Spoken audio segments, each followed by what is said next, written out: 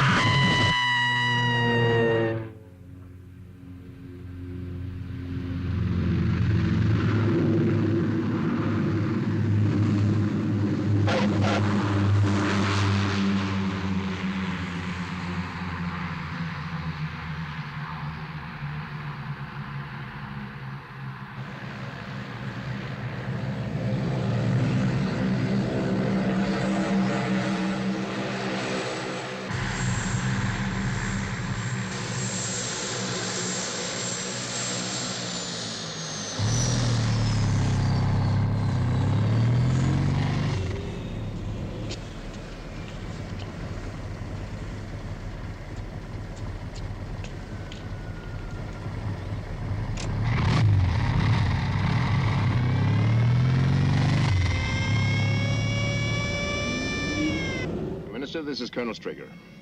How do you do, sir? A shattering business, Colonel. The Prime Minister's already at Checkers. We'll be there in 30 minutes.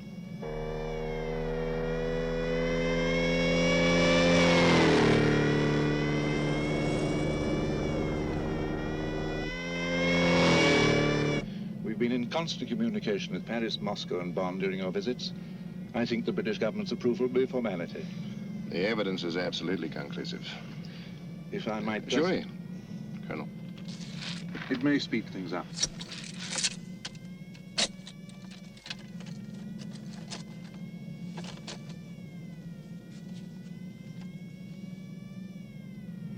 Go on.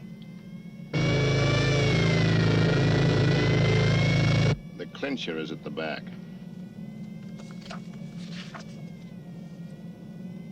It's an enlarged single frame from the cine film, sir.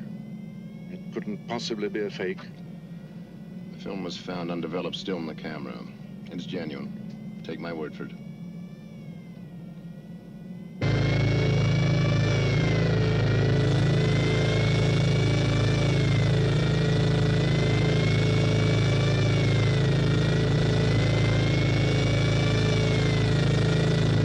Keep pace with the escort.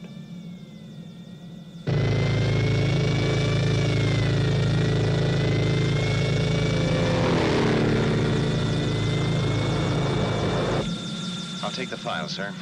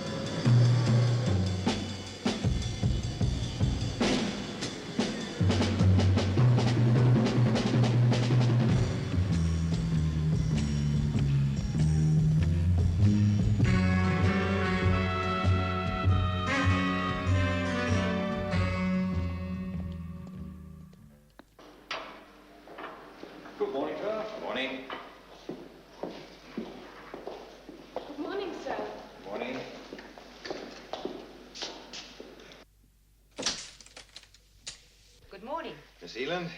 The report. Thank you. Messages?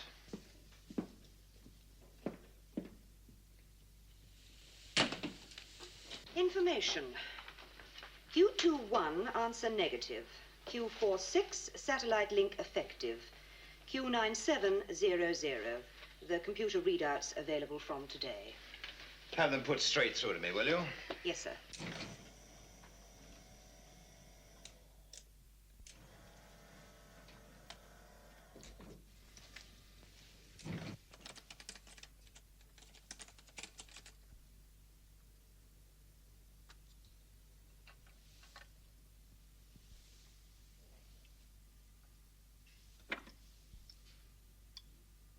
Mr. Freeman to see you, sir. All right, Mr. Freeman. But the girl in reception calls me Alec. So? Well, doesn't that inflame you with jealousy? Obviously it doesn't.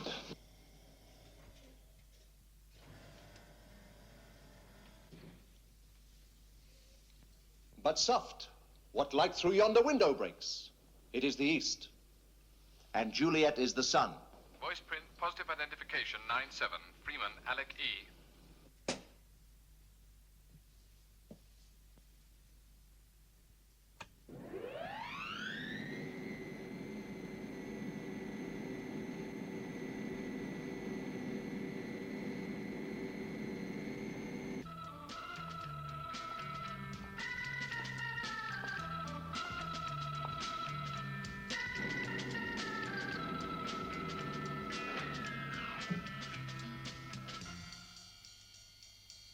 Good morning, sir. Good morning.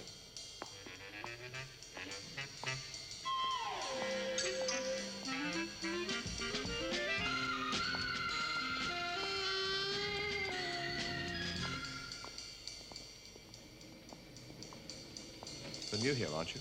Uh-huh. You must have passed all the tests. All of them. I bet.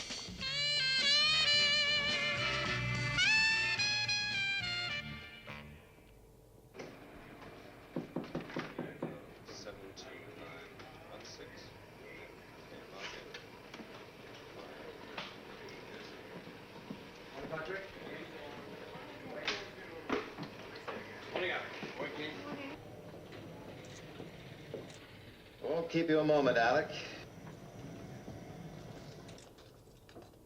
Trouble? Oh, why else would I send for you? Take a look at this.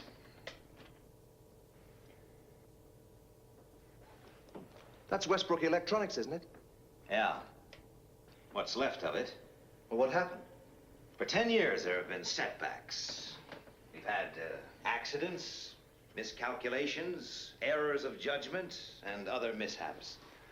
Let's put Westbrook Electronics down to other mishaps. You mean a UFO? Well, there's no proof. So bang goes the Utronic project. Just when we thought we really had something to track them down. Now, don't panic, Alec. The Utronic equipment is safe. It wasn't in the building. It's intact, fully tested, and ready for shipment. The breakthrough. SHADO have had Moonbase and the other satellites operational for the past few months.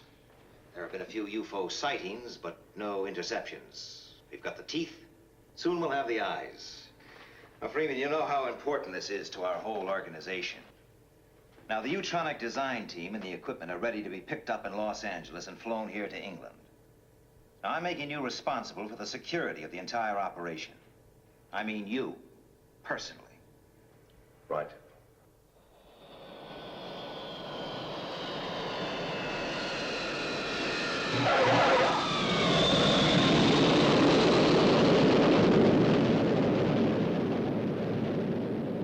Well, it must be quite a while since you landed an SST. Just let's say it's part of the personal service. Shadow Control, this is Seagull X-ray. Confirm arrival Stevenson Base, Los Angeles, 0835. Takeoff scheduled 1100 hours. Roger, Seagull X-ray. Call Moonbase, will you? Yes, sir.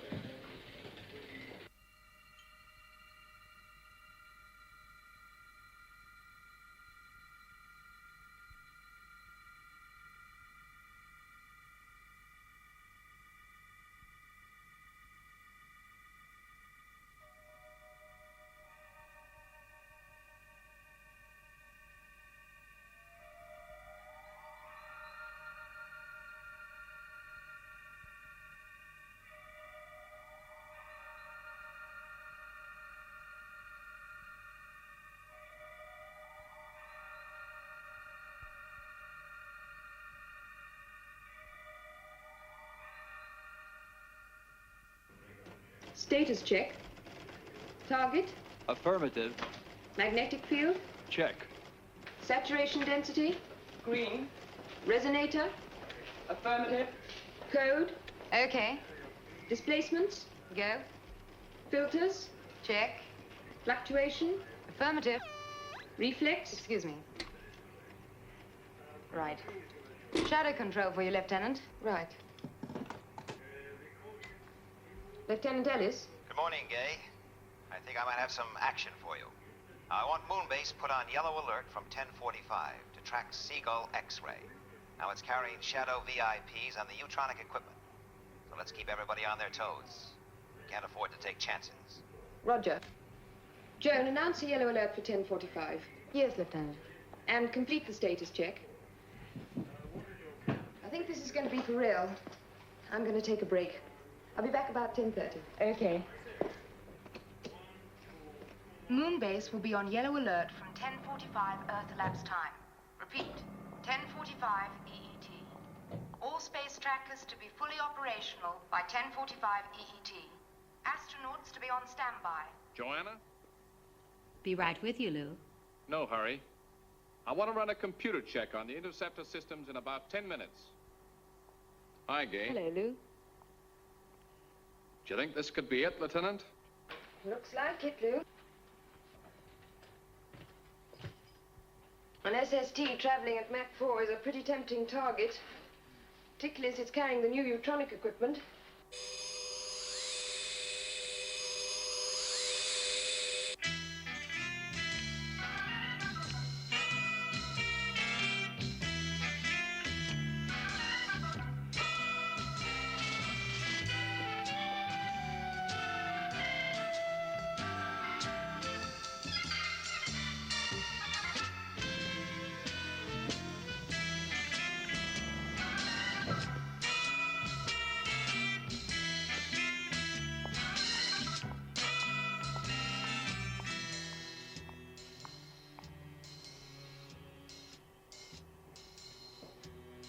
Hello, Ken.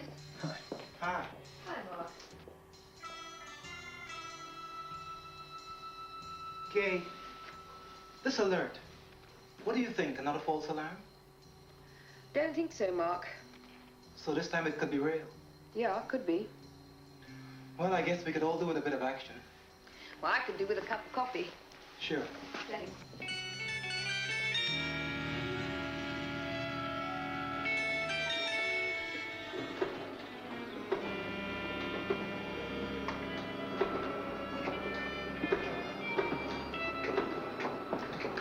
Put Skydiver in the picture. Yes, sir.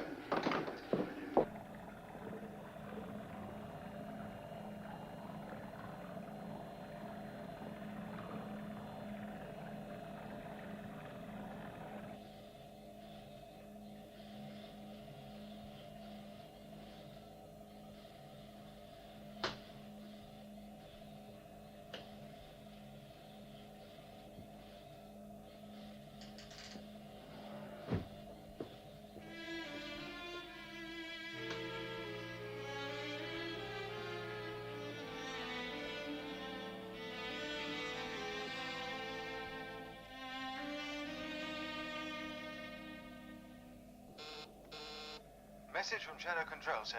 Yellow alert at 10:45. Right. At last entry. Did you send it? Yes, sir. A refueling schedule. Transmitted on security code B. Sorry, sir. How long you been with us, Ford? Just over 2 years, sir. 2 years. Long enough to know how important security is to Shadow. Now look, this headquarters, controlling Moonbase, the satellites, and a fleet of submarines, is 80 feet below a film studio, right? Now, 400 people work up there, and not one of them knows all this exists. I have to play games, pretending to be the studio's chief executive.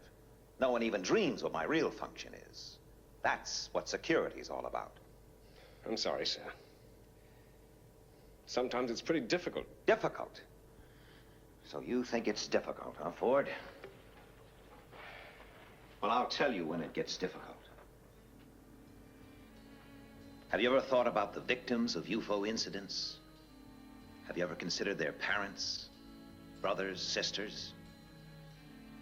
What do we tell them? They can never know the truth. So they live in agony for years, praying that someday their loved one may turn up, clinging to a thread of hope.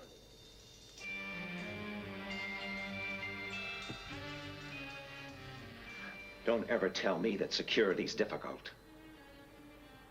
Sometimes it gets pretty close to home.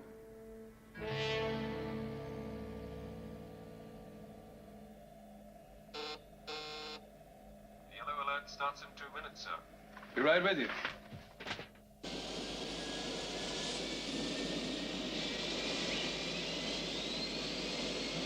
Stevenson Base, this is Seagull X-ray. Liftoff check complete. Liftoff clearance. Roger, Seagull X-ray. You are clear to go. You know? 10:45. Right.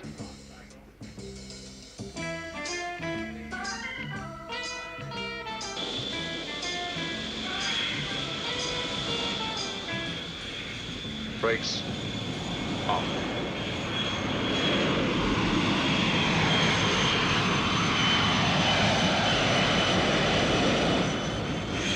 Airspeed building. 130. 140. 160 V1. VR. Rotate.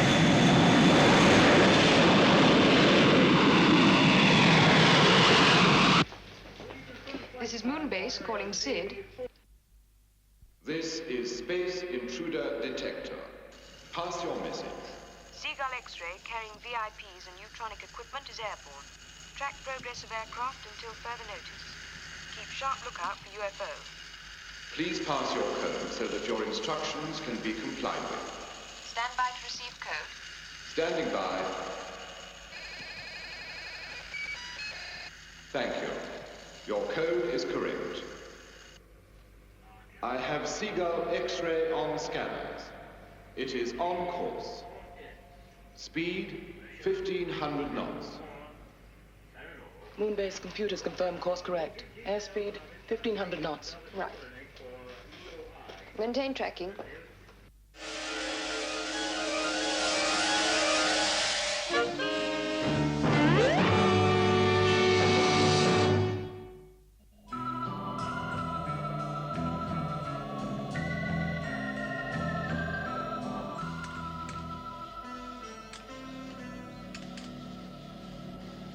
Hydroplanes check complete, sir. Okay.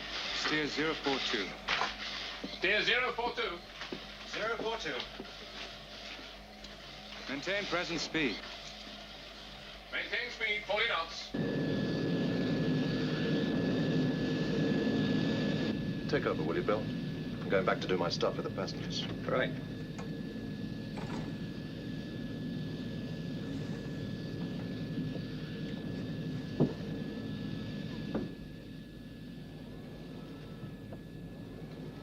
Herr Mahler? Good morning. Colonel Alec Freeman. Ah, Colonel. I'd like to congratulate you and your team, Herr Mahler. This looks like the breakthrough we've been waiting for. Not my team, Colonel. May I introduce our chief designer, Virginia Lake? How do you do, Colonel? Well, for the first time in my career, I wish I was flying subsonic aircraft. The trip would take that much longer. Just in case anyone's interested, I'm Phil Wade. Oh, how are you? Well, looks like you're the answer to all our prayers. Would you like to see the Utronic equipment, Colonel? I think your equipment is fabulous, but I am familiar with it. Really? Yes. For instance, I know that a Utronic beam travels instantaneously. Almost instantaneously. Well, anyway, it means we'll be able to detect UFOs even when they're flying many times the speed of light in deep space. Go on. So, our moon-based interceptors will have a chance to destroy them before they reach the Earth. Very good. I could tell you more over dinner. Don't you think you better get back to your little seat up front? I suppose so. I'll be seeing you. Colonel, you were right. You are familiar. with the equipment.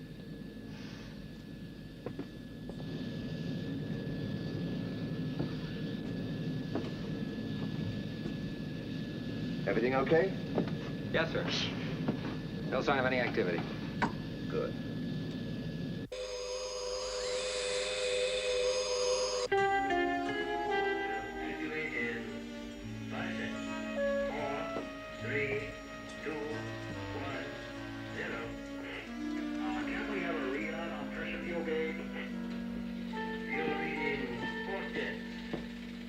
I'll be in my office. Right, sir.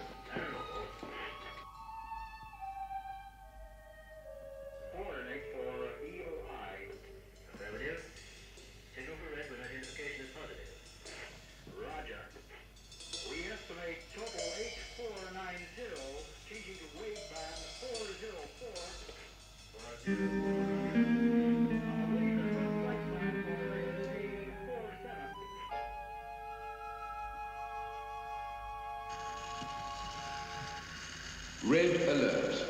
Red alert. UFO 428 146 green. Got it. 428 146 green. Speed. Solid. Trajectory termination. Coming up.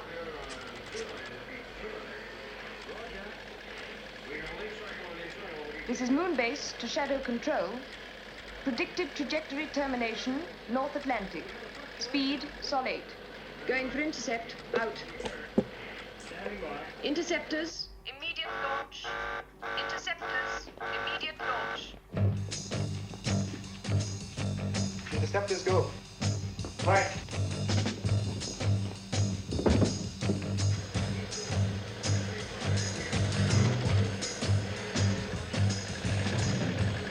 This is Moonbase to all Shadow stations. Moonbase to all Shadow stations. UFO sighted. 428 146 green. Will report. Attention all defense systems. This is a maximum security alert. Attention all defense systems. I say again, this is a maximum security alert. Condition red.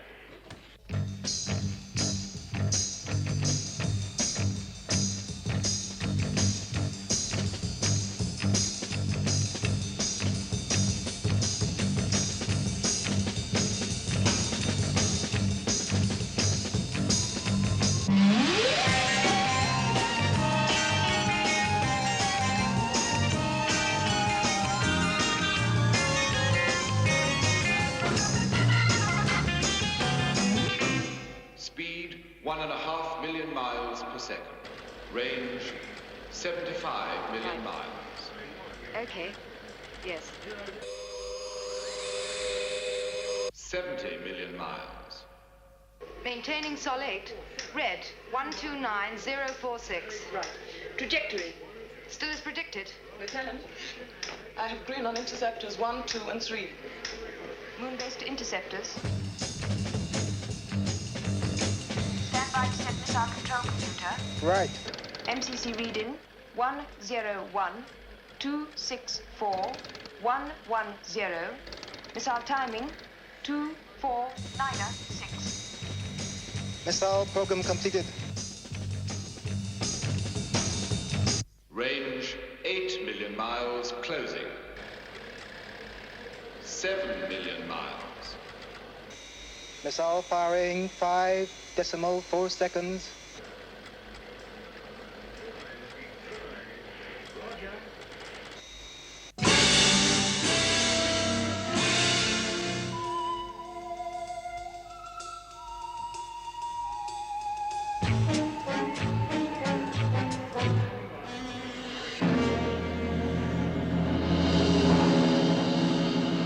Detonation confirmed.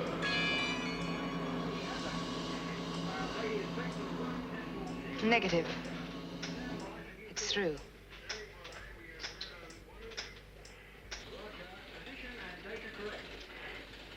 Well, don't just sit there. Warn Skydiver. And get me Alec Freeman. Yes, sir.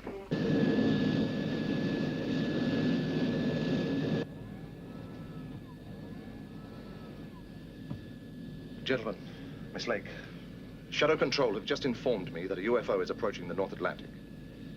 I'm afraid we must assume that this aircraft is its target. We're going to reduce height in order to gain the advantage of cloud cover. This will mean we'll have to reduce speed, but of course in the dense atmosphere, so will the UFO. Presumably that increases Shadow's chances of intercepting it. Yes, it does. I'd fasten your seatbelts if I were you. Look, don't worry. It'll be okay. Anyway, we have a dinner date. I wouldn't let anything interfere with that. Thank you.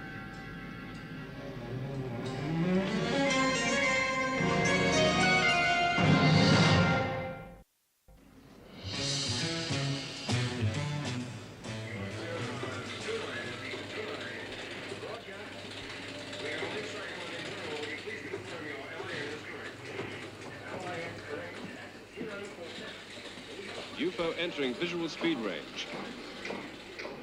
Radar and visual alert.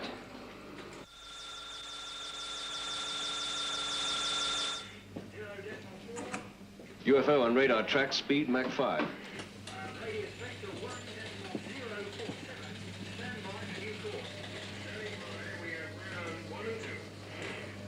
Thank God for the atmosphere. It's the best protection we have. Have positive radar fix.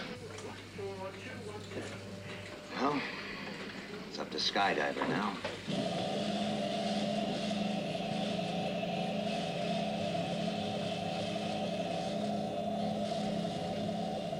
In position, sub.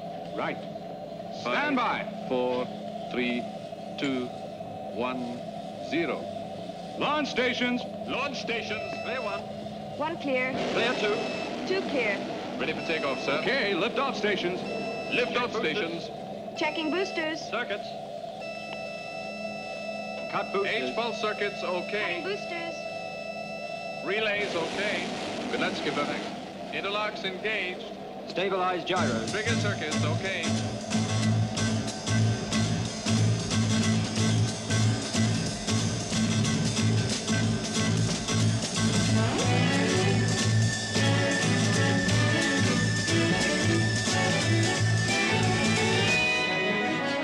Right. Stand by for liftoff.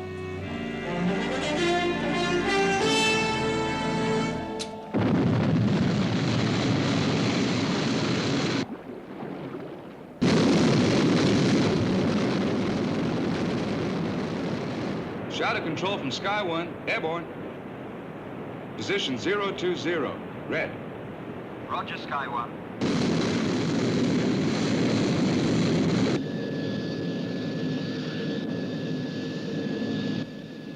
Airspeed down to 600 knots.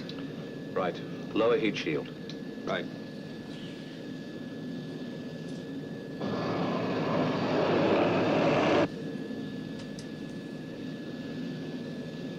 I don't like it.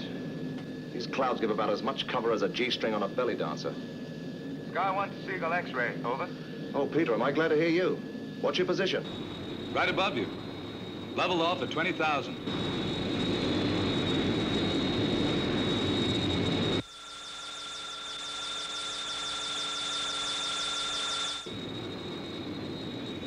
Sky 1 to Seagull X-ray. Have UFO on screen.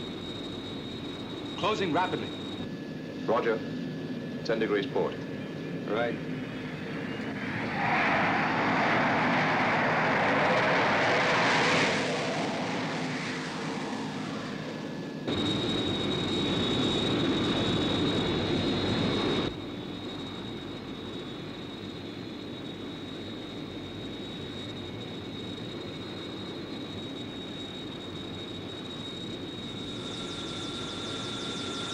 UFO at 12 o'clock. You are the target. Coming into attack.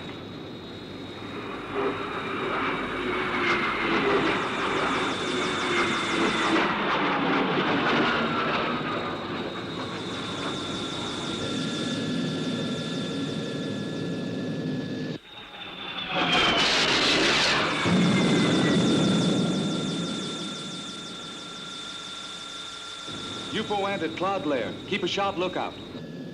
Roger.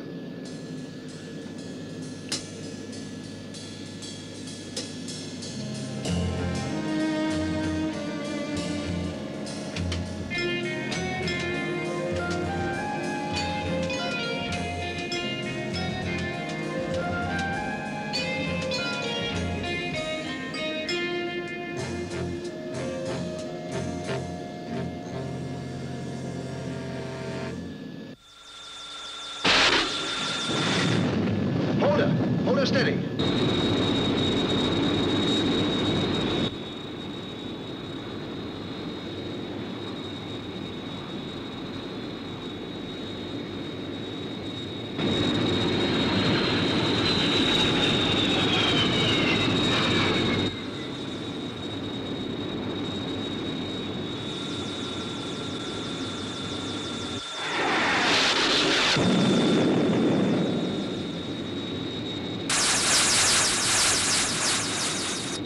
Sky 1 to Shadow Control.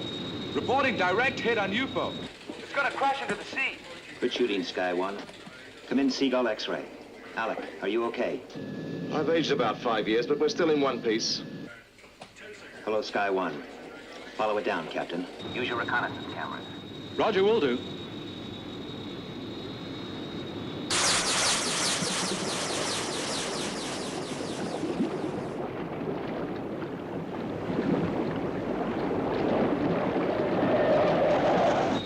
Went straight under. It seems to be breaking up. Hold it.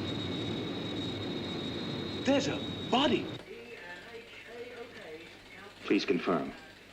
Did you say body? Yes, it's a body.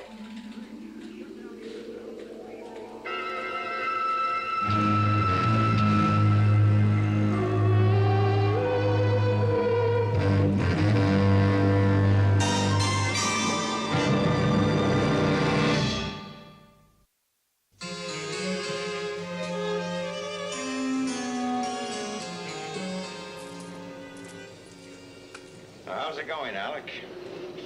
Everything's fine. Good, good. Moonbase and the other tracker stations will have the Utronic system fitted and operational within a week. Oh, that's just great. Oh, you look tired, Alec. Why don't you help yourself to a drink? Thanks.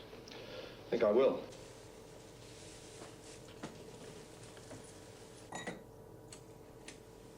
You never touch it, do you? Uh-uh. Self-control. Maybe drinking needs more self-control. Well, when does, it arrive? Any time now. We waited a long time for this one. Yes. 10 years. It's been 10 years since we had the first confirmed UFO landing on Earth. And that was after a decade of speculation, reports, official denials, you name it. You know, Alec, when I was made commander of SHADO, I thought it was all going to happen. You've done a good job. The best. Well, I've tried. But how far have we progressed? I mean, what do we really know about UFOs? What are they? Where do they come from? What do they want?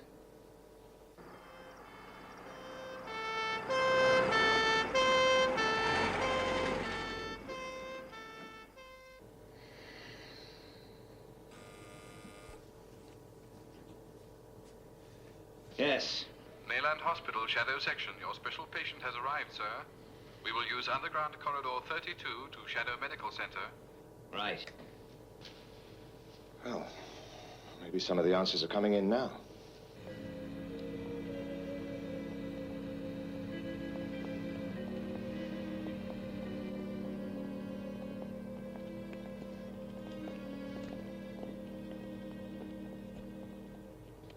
Well done, Peter. Thanks. You're wanted in debriefing immediately. Right. See you later.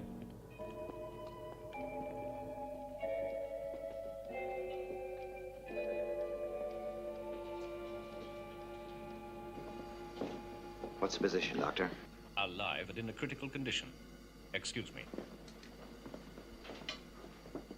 What are the chances of survival?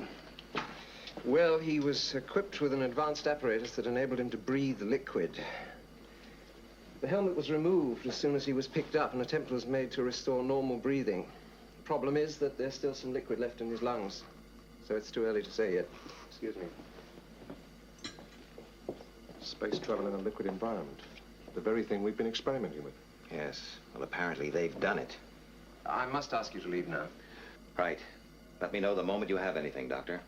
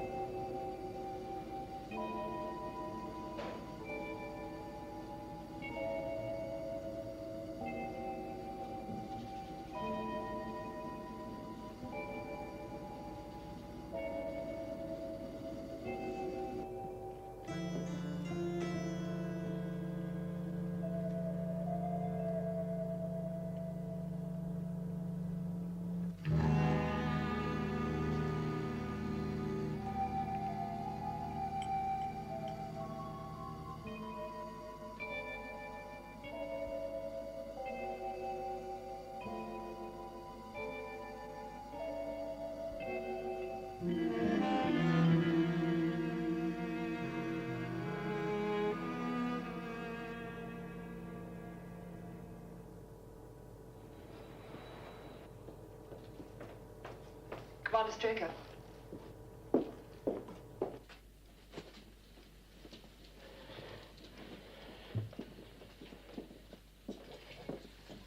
Is he alive, Doctor? Yes. Well? Well, the general analysis has shown that he's humanoid. You mean like us? More or less. Body temperature 3 degrees paranormal, blood pressure rather low, muscular development poor. The skin has an artificial green coloration, probably absorbed from the liquid. The interesting thing here is that the hair hasn't picked up this tint, which suggests that the liquid contains a bioacrophilic compound. Also, the fact that the eyes were protected by plastic shells seems to support this theory. Anyway, we'll know more when we get the computer readout from the first electromedical check. It'll be a few minutes.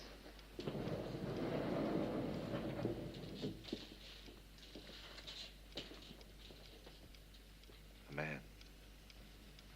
From a solar system probably 100 million miles from Earth. It's incredible. What is? Well, we can't be certain yet, but this preliminary test shows organ and gland transplants.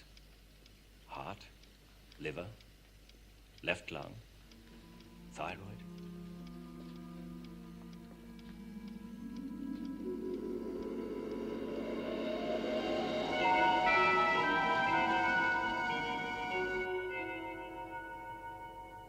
Do you realize what this could mean, Alec? It's still theory. Theory. Fact. After almost 10 years of possible, probable, and confirmed UFO incidents. Fact. On a number of fully documented occasions, mutilated bodies found after UFO attacks.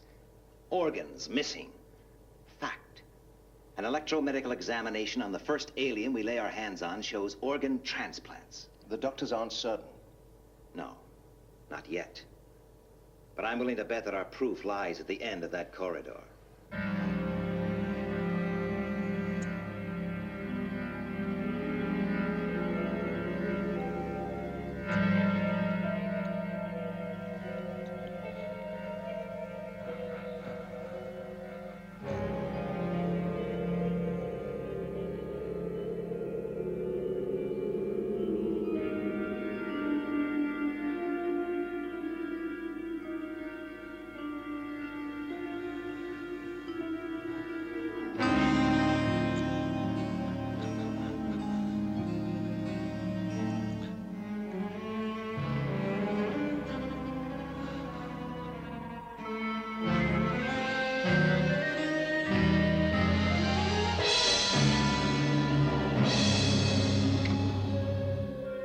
Dr. Schroeder?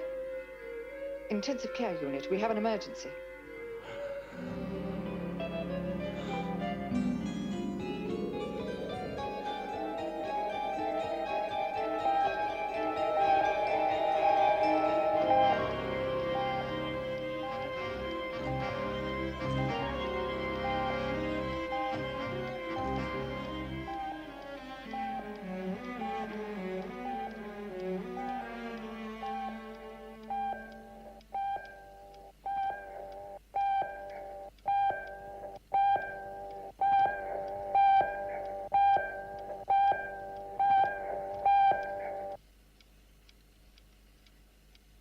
I'm afraid he's dead.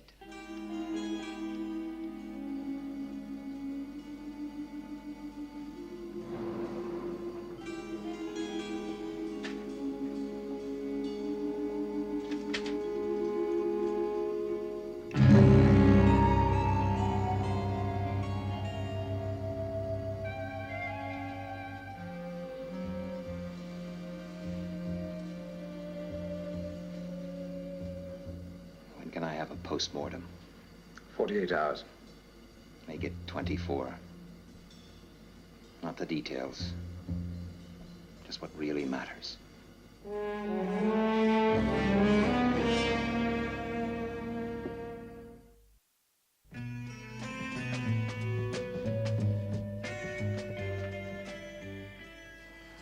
The rapid aging isn't documented in the report.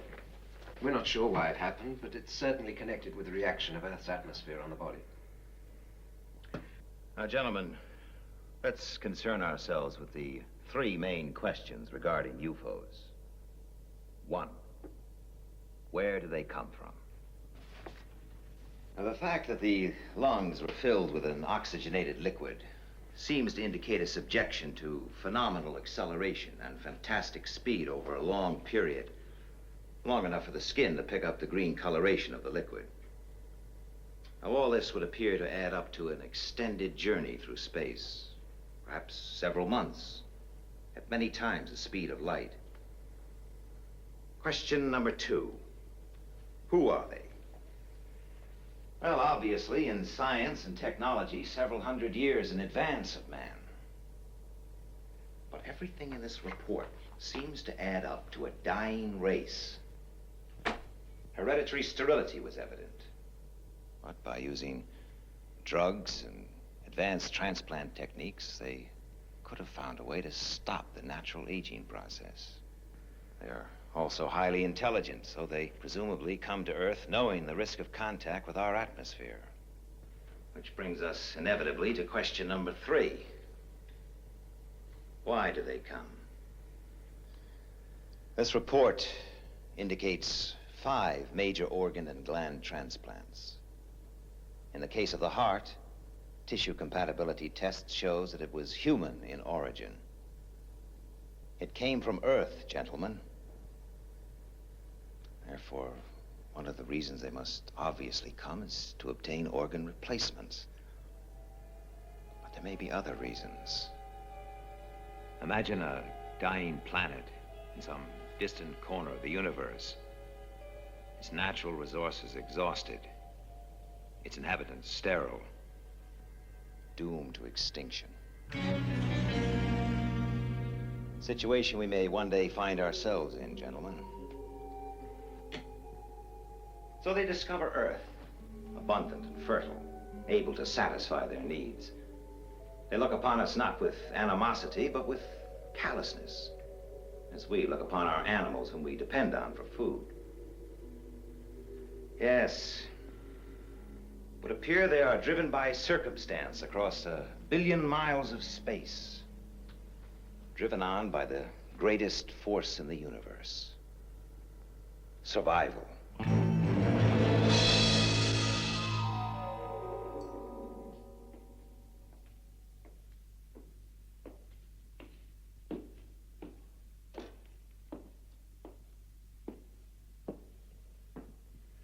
Check on the test, sir.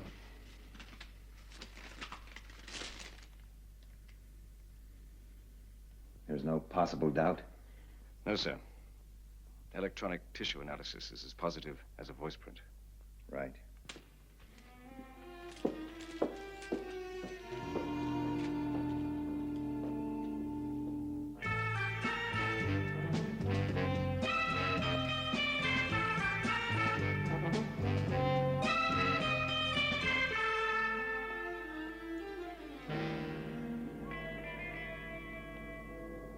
You wanted to tell me something. Yes.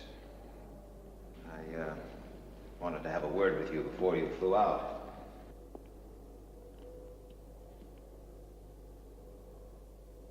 It's about my sister, isn't it? Yes. I'm afraid she's dead, Peter. There's no longer any doubt. I think you know how sorry I am.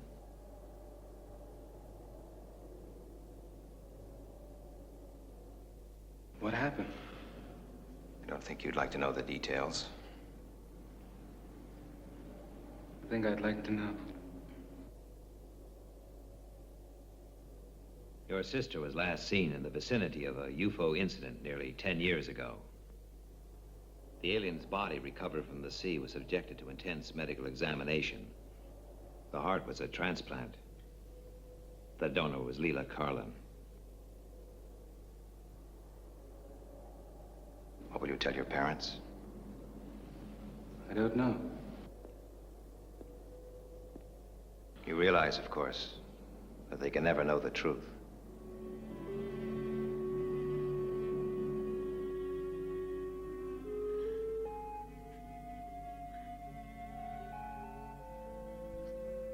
A funeral without a body. A symbol of human compassion. A long finger of tragic coincidence stretching across 1 billion miles of space. Is this the end or the beginning? Where does the universe end? Where does it begin?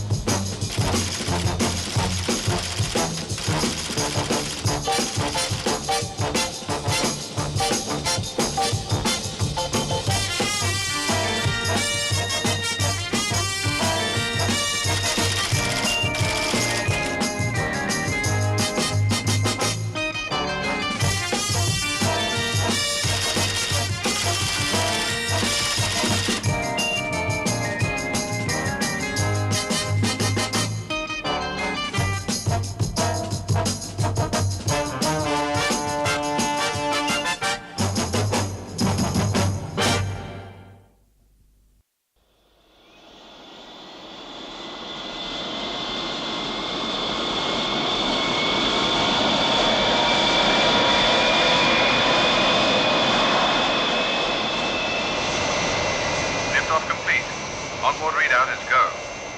Roger. You are clear for EO. Out.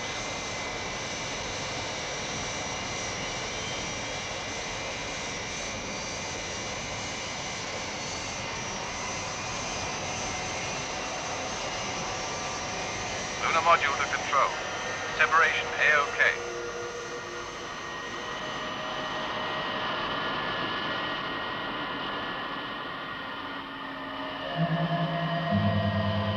This is lunar module to moon base control. Have visual contact. Roger, lunar module. Have you on track for auto landing?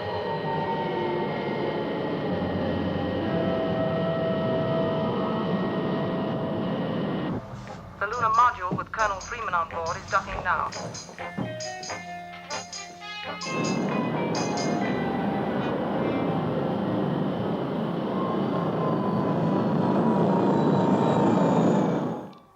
Hello, Gay. Shall we start?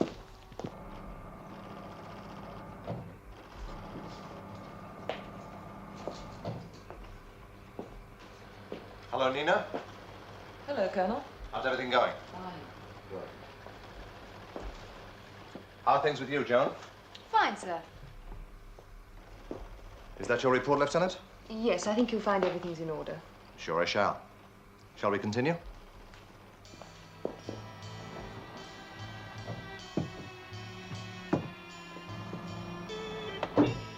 The spares situation might need reviewing. I'd like to see the level kept about 20% higher. Funny you should say that. Straker asked me to get your ideas on the subject. He had the same idea.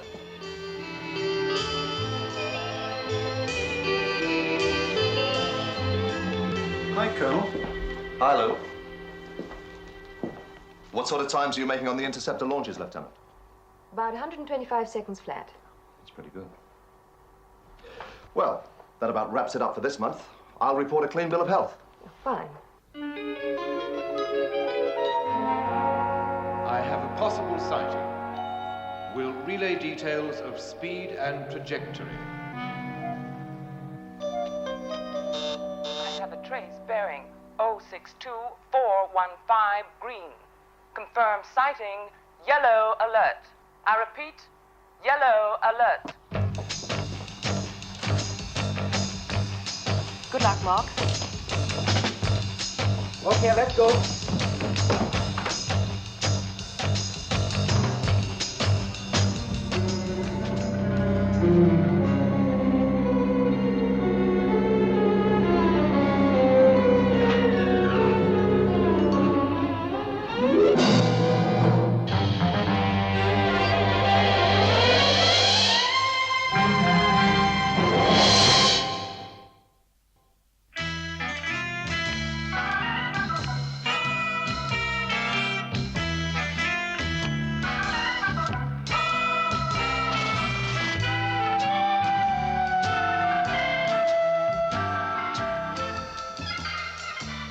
UFO has entered area blue 634.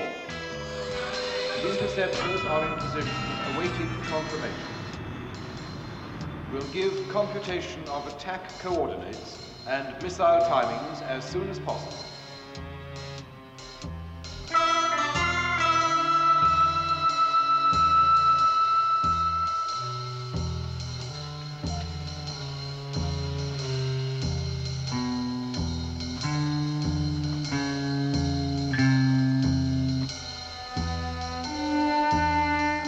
Next sweep should tell us.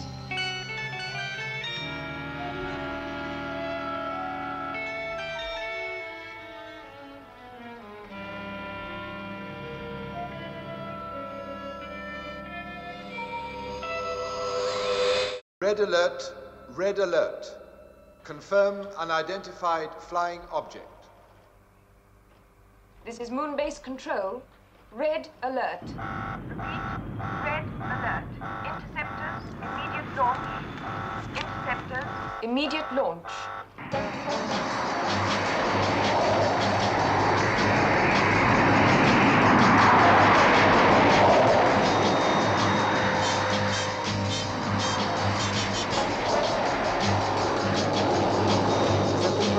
Our checks A-OK. Interceptor 2, our checks A-OK. Interceptor 1, our checks A-OK. Switch to radio link 4. Onboard computer wave band 068.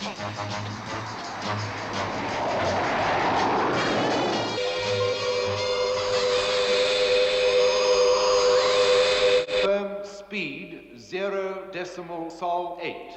bearing 342047. That's it, don't lose it.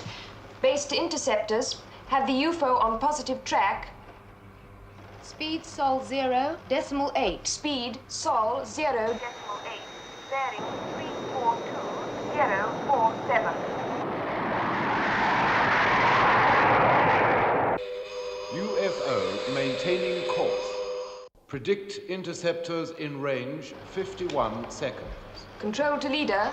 Set onboard computer for the auto count. Roger. Missile launch, 5 seconds. 4, 3, 2, 1, 0.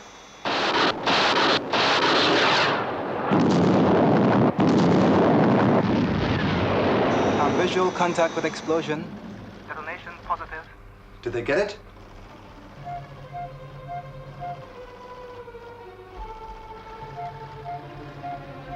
I still have a contact, Lieutenant. Double check. Positive. Predict UFO on collision course with interceptors. Impact 32 seconds.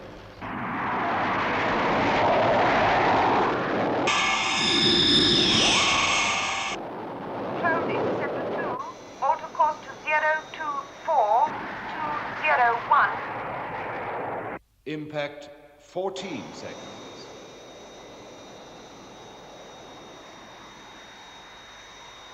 Interceptor 1 to base. Request new course. 1 to base. Request new course. Control to Interceptor 3. Alter course to 024186. 9 seconds. Interceptor 1 to base. Request new course. Control to Interceptor 1. Alter course to 024218. It's too late, Lieutenant.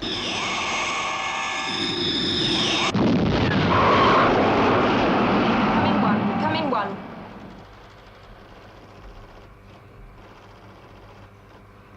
Impact confirmed. Interceptor 1 destroyed. Why, Alec?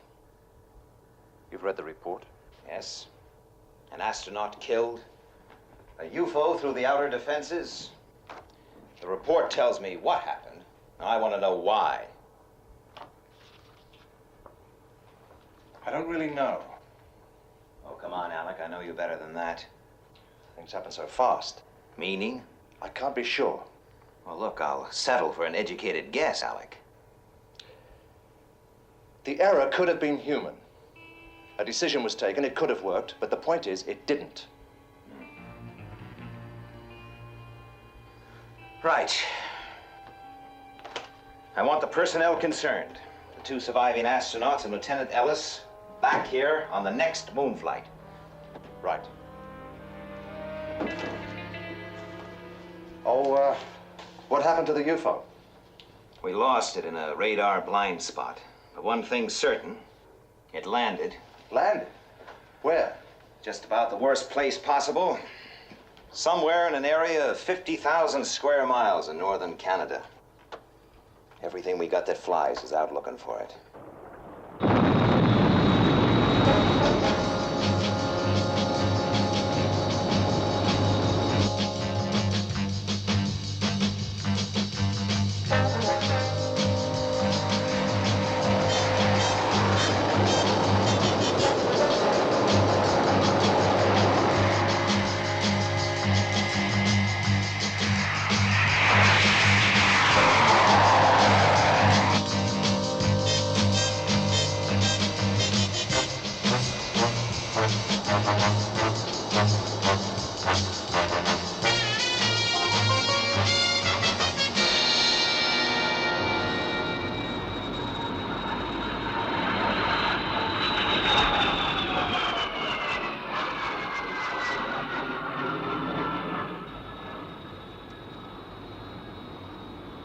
I've completed grid search.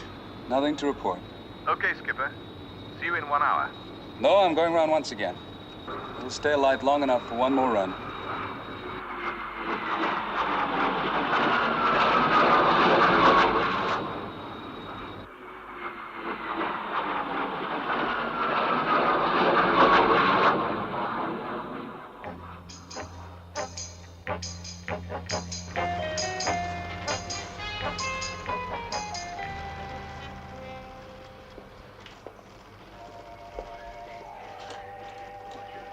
Looks a long way off, doesn't it? Might as well be at the other end of the universe. Has anyone seen Lieutenant Ellis? She's in Central Park. Thanks. Well, there's one of the lucky ones who'll be back on terra firma tomorrow. If by terra firma you mean Straker's carpet. Rather them than me. Gay, we all took the same chance. Ken was unlucky. These things happen. Nobody's to blame. Don't give me that crud, Marsden. Find it. If you need more aircraft, appropriate them. Yes, I'm giving you the authority. Yes. Right.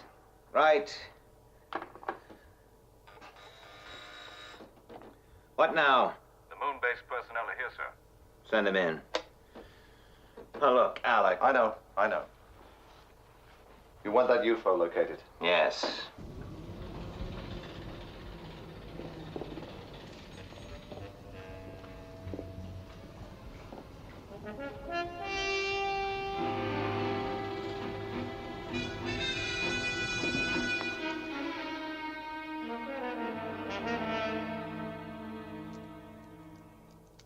Bradley, Waterman, Lieutenant Ellis.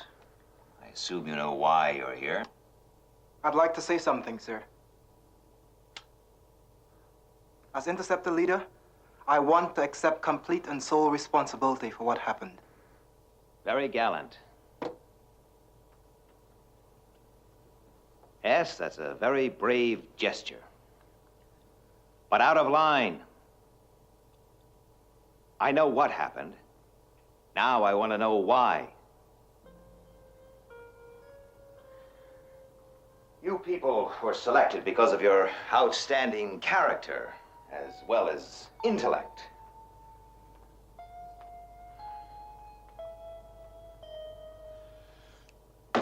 What went wrong? Anything from those satellite shots? No, sir. Well, keep looking. It's got to be there somewhere.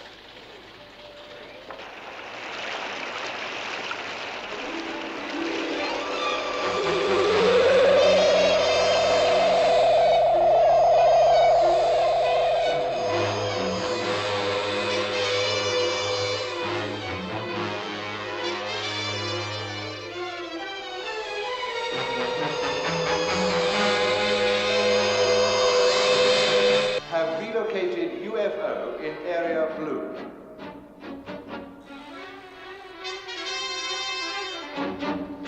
Straker. We picked it up. Great. I'll be right there. Thank you, Greenland. Where is it? Yes, we have that. Just Confirm crossing you the are Atlantic every 30 seaboard. seconds. Speed and altitude are way down. The moon base interceptors must have damaged it. Right. Alert Sky 1. That's it. Shadow HQ, Skipper. They've located the UFO. Be right there.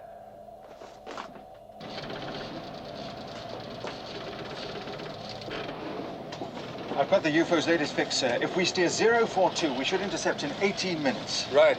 Alter course to 042. Give her everything she's got. There's 042, maximum speed.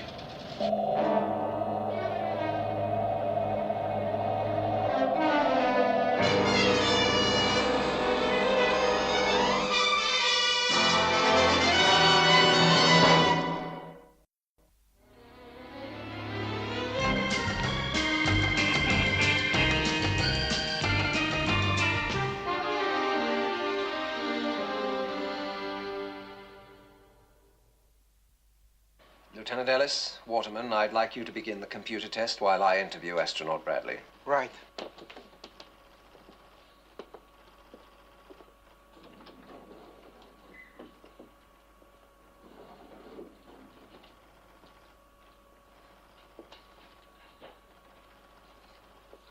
Cigarette?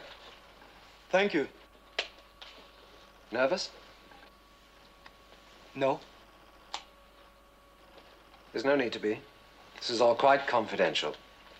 Please sit. There. Before we start, I'd like to get one thing straight. I've no liking for you blacks. You ever heard that phrase or something similar on Moonbase? No, never. You didn't seem surprised when I said it. I assumed you didn't mean it. Good. Good.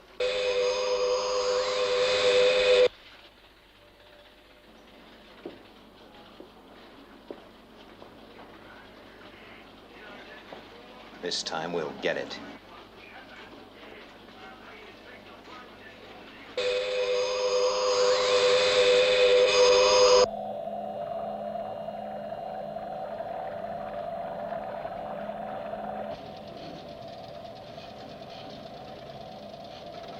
Range 800 miles, sir. Closing. Launch stations. Launch stations.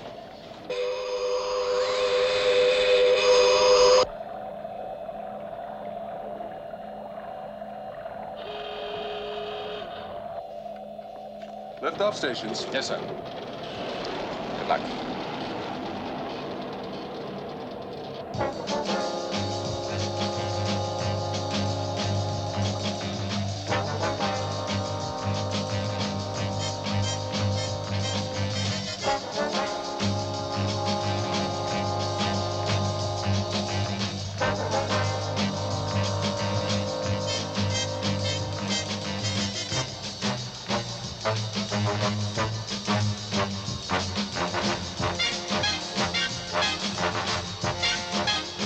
Stand by for liftoff.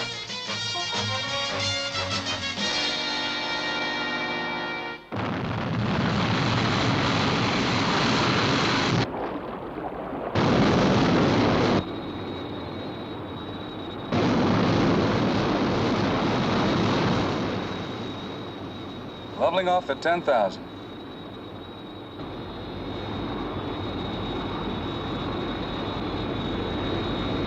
Roger. Sky 1 airborne, sir.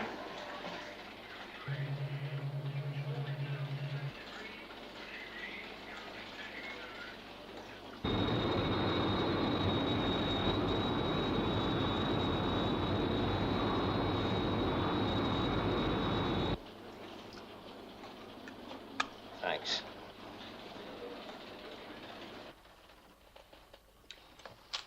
Word association. Ready? Father. Mother. Hot. Cold. Geometry.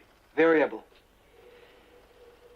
Oh, yes, of course. You were a pilot before you became an astronaut. Apple.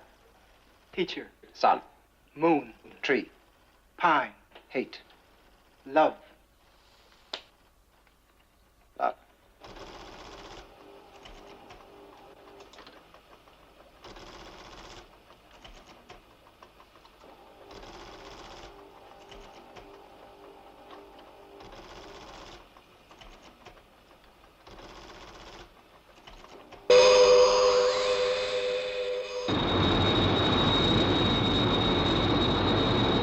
This is Shadow Control. UFO 48 miles from your present position. Thanks, Control. I have it on the scope.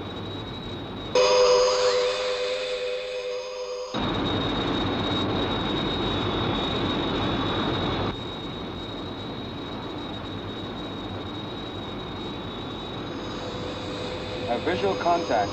Closing for attack.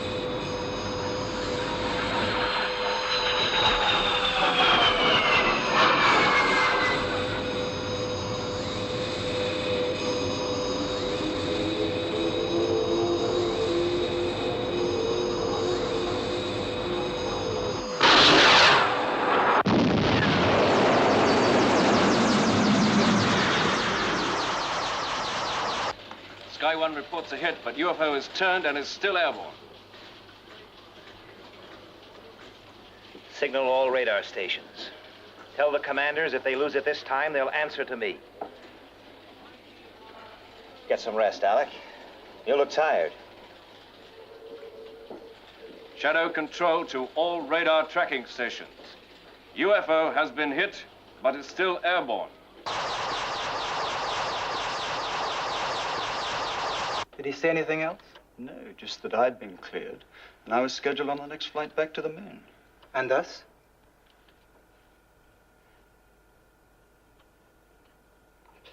He's the one who needs looking at. Oh, don't worry. You can't hear an ex-glass case he calls an office. Tell me something. Does Shadow have anyone checking him out? If they did, it would probably be a computer. Lieutenant Ellis, will you come in, please? Please sit down.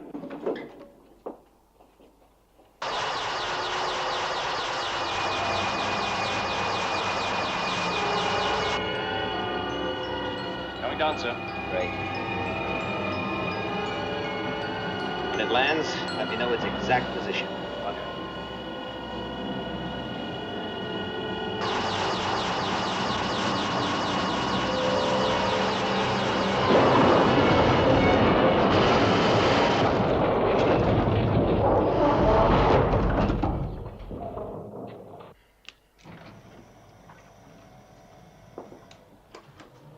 Oh, have a seat, Alec. I don't believe it. Oh, no, that's for you. Thanks. Well, the UFO has landed, but this time we know where. Exact position? Close enough to Lexfield Air Base, Canada, for you to be there by first light tomorrow. Fine. I want them, Alec. I want them alive. I'll do what I can. You'll be the field commander. I'll monitor the whole operation from here.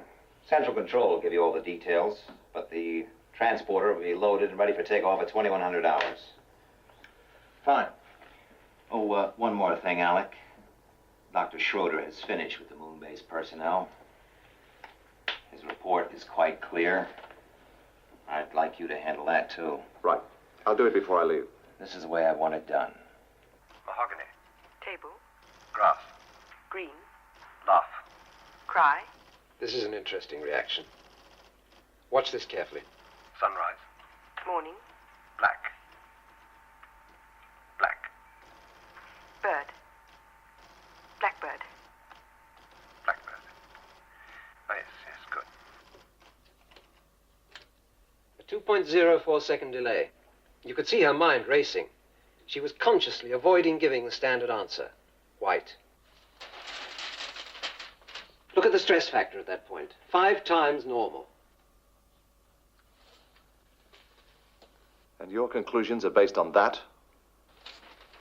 My conclusions are based on 8 hours of exhaustive tests, 20 years of experience, and the conclusion formed by the computer.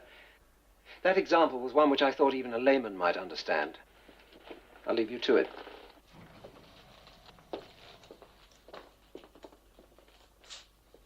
Come in, come in. Sit down.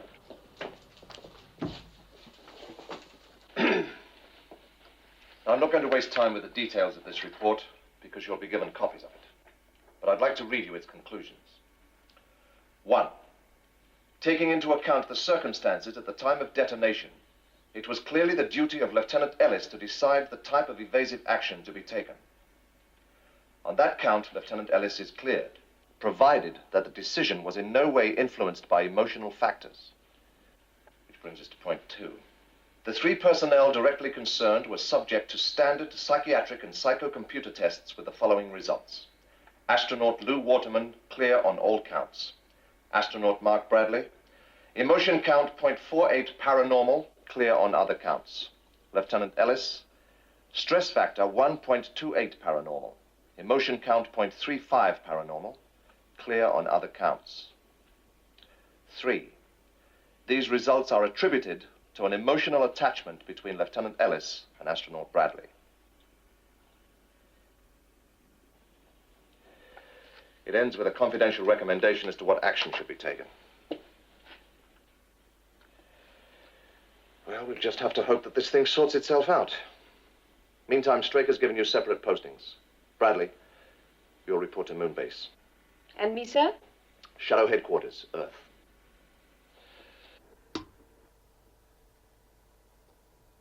Well, everything's lined up with the Air Force. You'll get their fullest cooperation. I'll be on my way. Oh, Alec. Who are you taking with you? Does it matter? Oh, no, except that I hadn't seen the list of personnel. It includes Mark Bradley and Lieutenant Ellis. Your decision?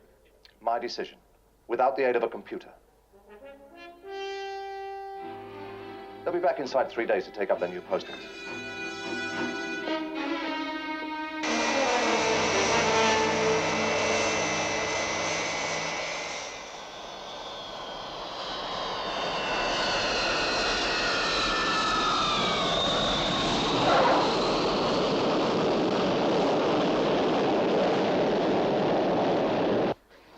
The transport has just landed at Lexfield, Canada, sir.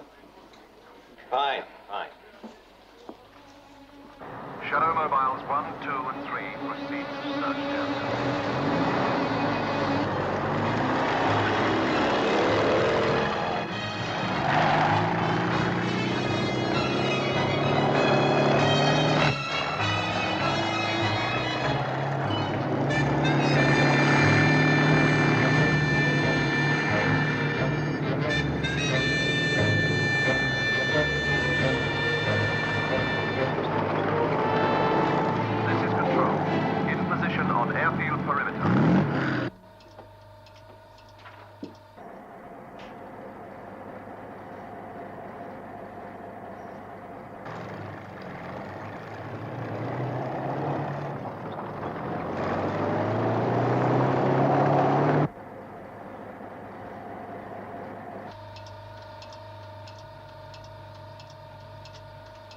The other mobiles are on their way, sir.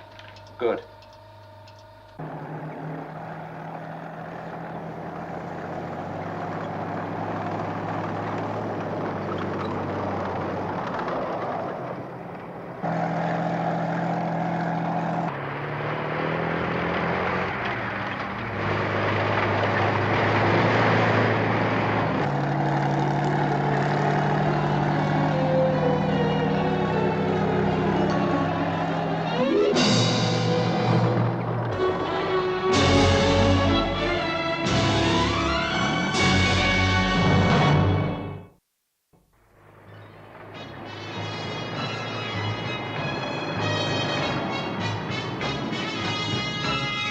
Shadow Mobile 1 to control. In position.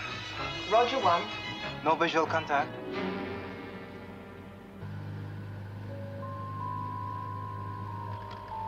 Shadowmobile 2 in position, sir. Shadowmobile 3 in position. All 3 mobiles are in position, sir. Good.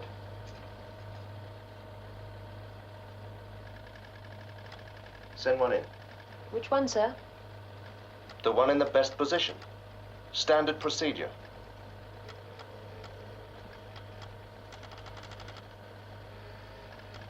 Control to Shadow Mobile 3. Close in for final assault. Roger, Control.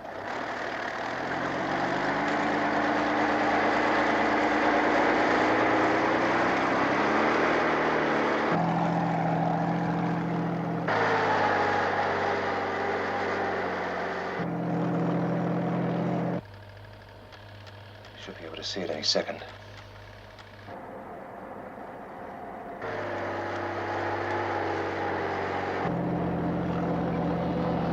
There it is.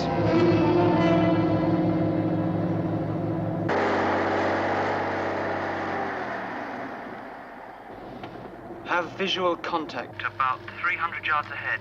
Any sign of movement? No, nothing. We're going in closer. Right. Take it easy.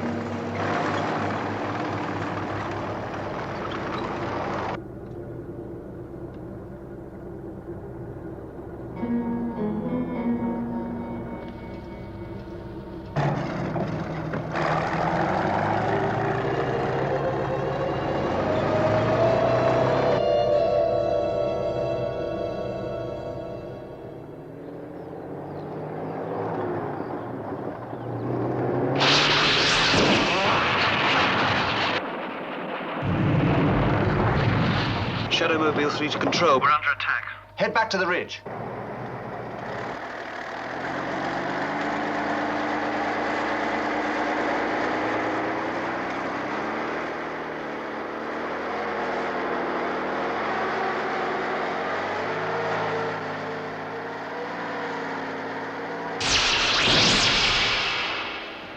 We're still under fire. They seem to be using some sort of...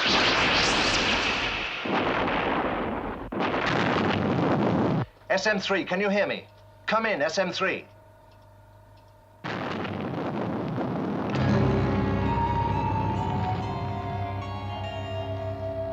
Radio and tracking link negative. They must have been hit. Send the next one in. I know the risk. Send it in.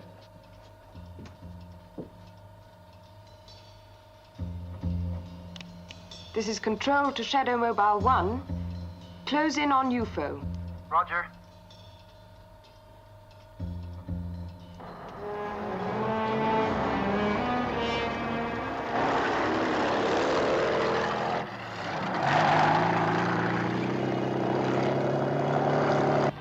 This is Colonel Freeman. We must assume SM3 is non-operational. Stop just below the top of the ridge and proceed on foot. I repeat, proceed on foot. Understood.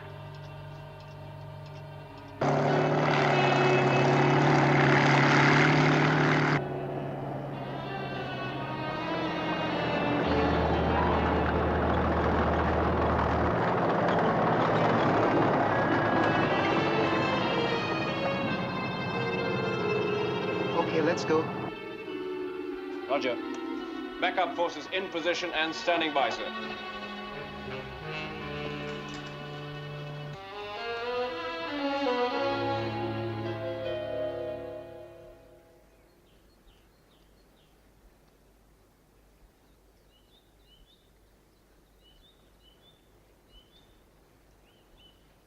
Okay. Find out.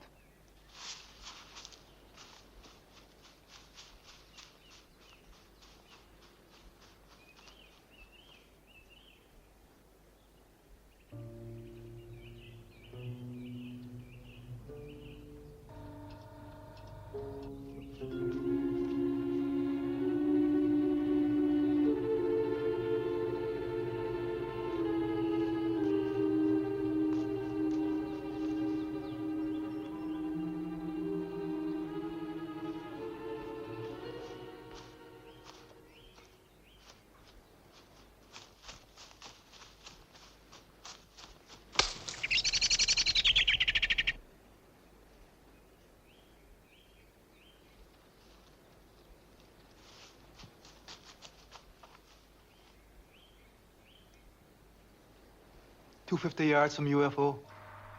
Closing in.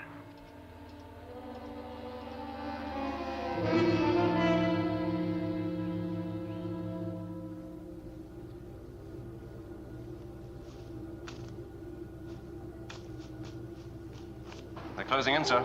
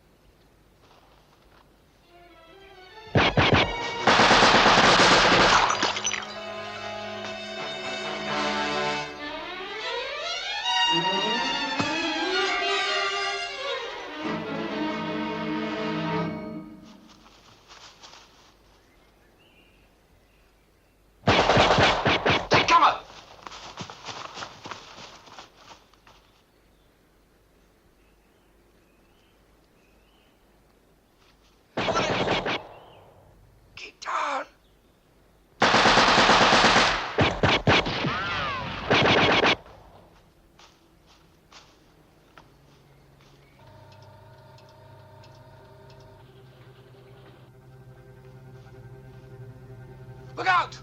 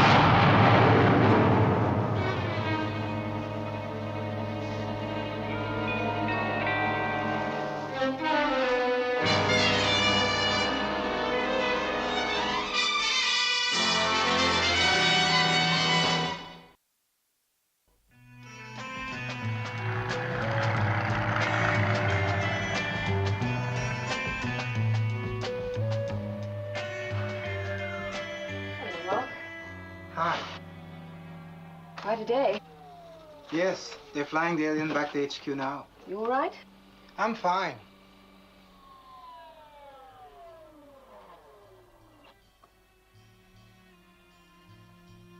Mark, there's something I must tell you. After Mobile 3 was hit, Freeman told me to send another one in. Mobile 2 was in a better position. It's okay. I was glad of the action. Don't you understand what I'm saying? I risked your life to prove a point. You did it to prove that Straker and the computers were wrong.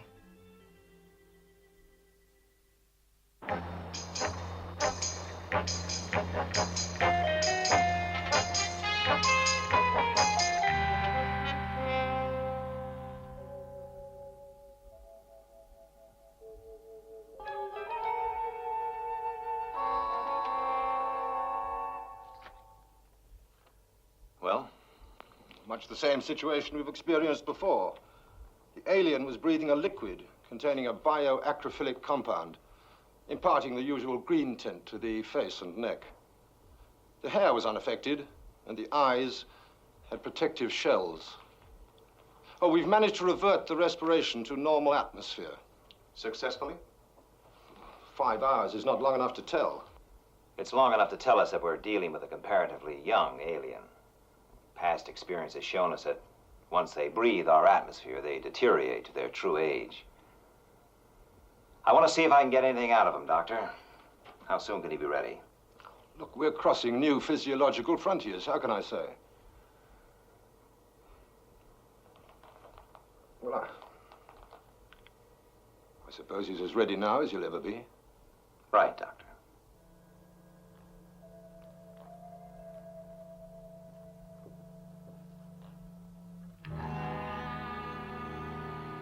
He appears to be humanoid and highly intelligent.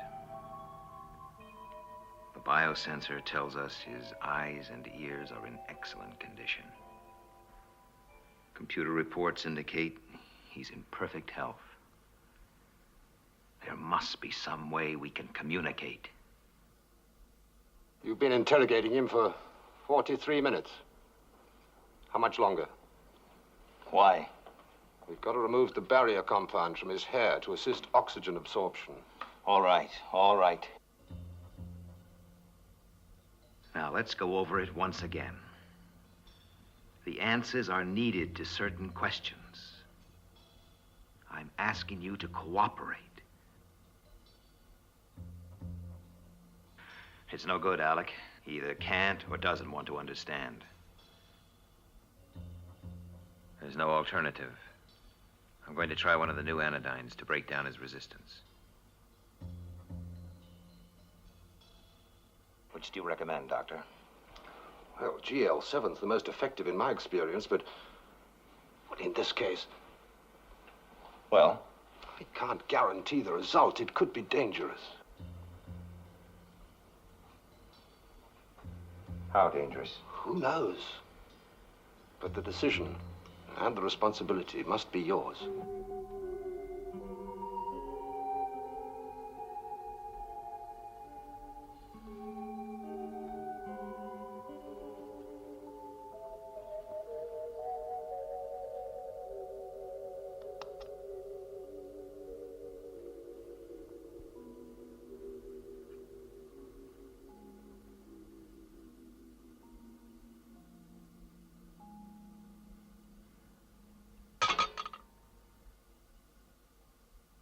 Well, your reactions are all right. You heard that clearly enough. All right, Doctor.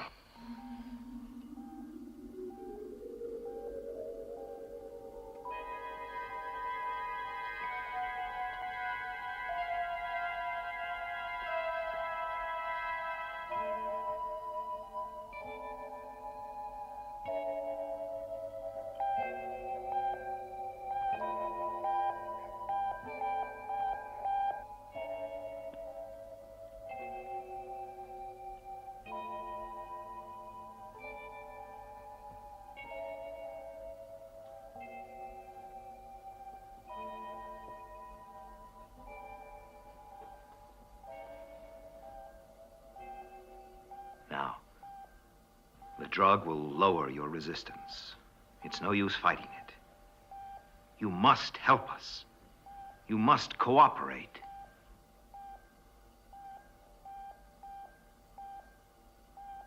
Pulse rate increasing. Still increasing.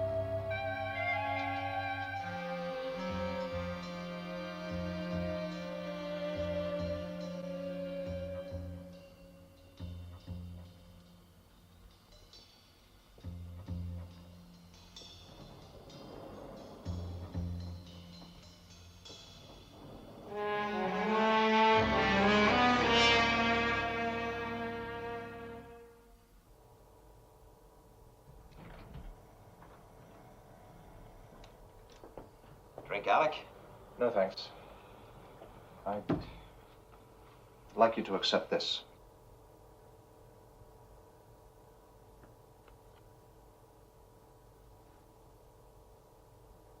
We've worked together a long time, Alec.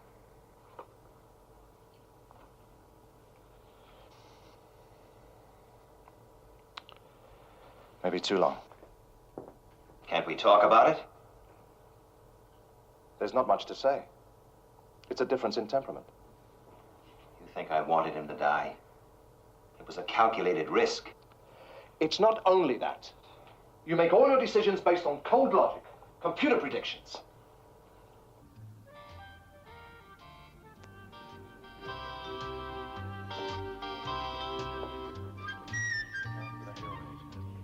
"1984. I wonder what it's going to be like in 20 years' time. Will the computers take over completely? Why don't you ask them? They seem to have all the answers, even now. We build them, program them, and they tell us what we're going to think before we know it ourselves. Well, you better make that phone call.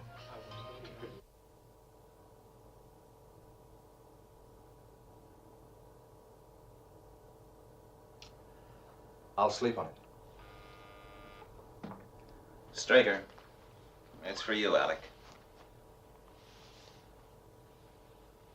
Freeman.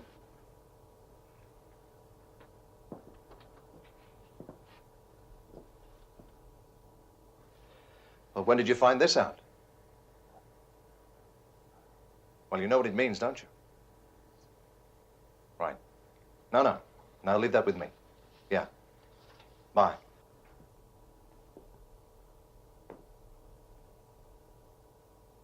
Mark Bradley. Important? He thinks it is.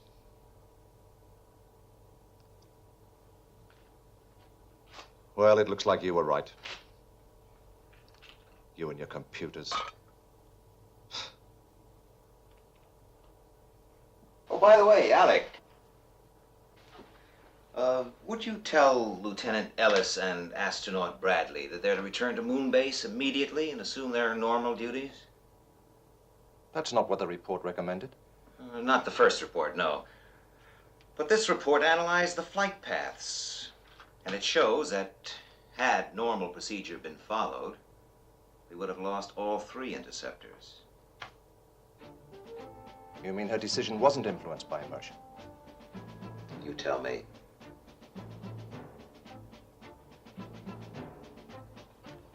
See you.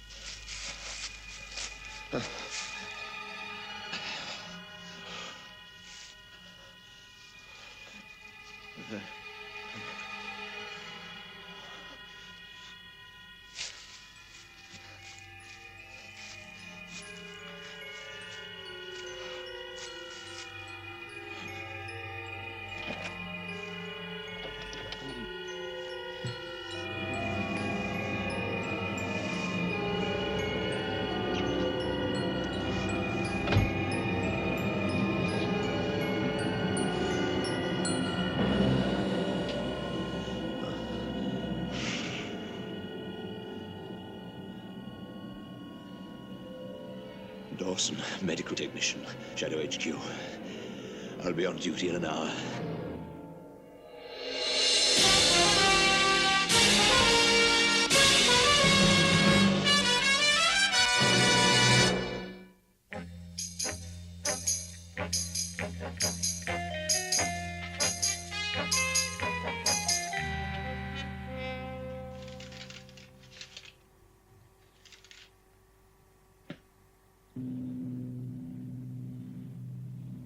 Earth blast off, 15 minutes precisely. All personnel for leave, report to control sphere immediately. Will Paul Roper report to control sphere immediately? Countdown is proceeding.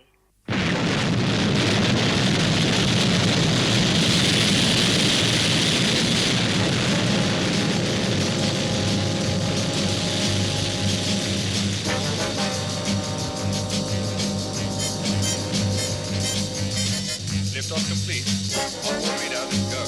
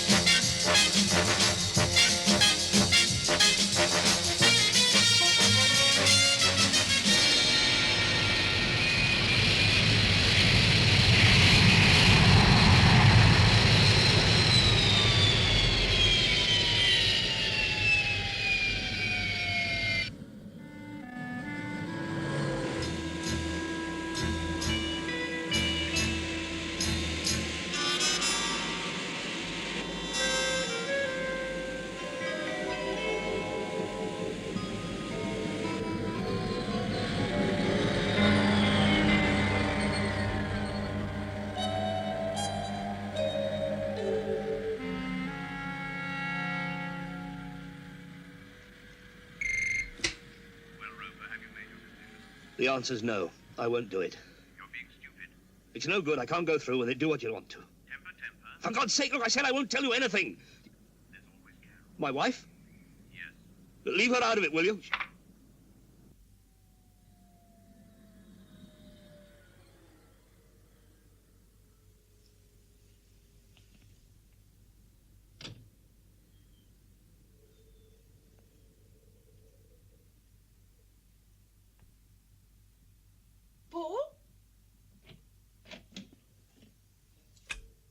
Paul, is that you? Paul?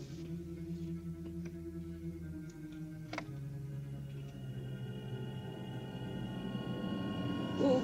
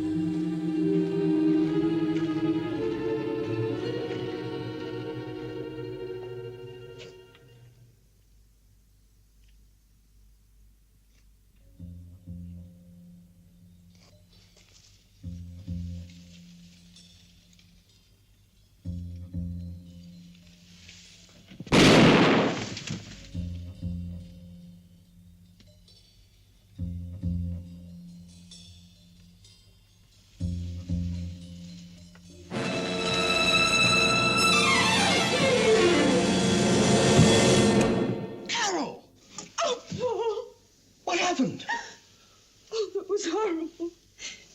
When you came in the door, I thought he'd come back. It's all right, darling. Come on. It's all right. Oh.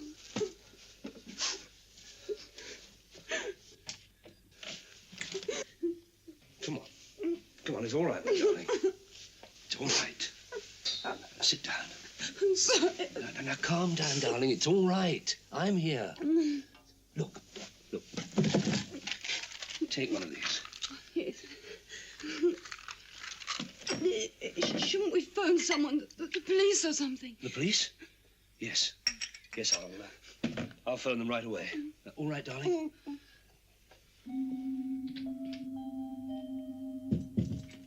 Leave the door open.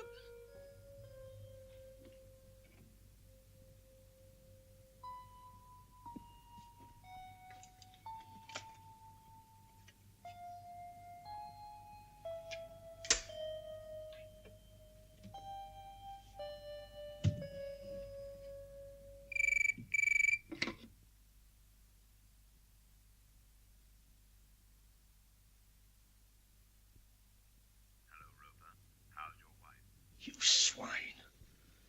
All right, you've convinced me. I can't talk now. I'll call again.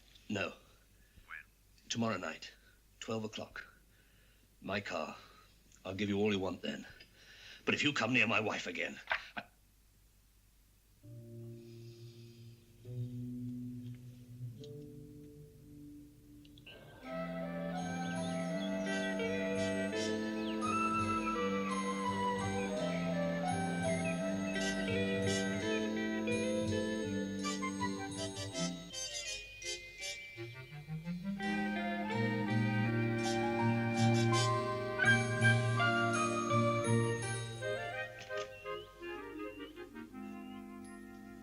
Carol.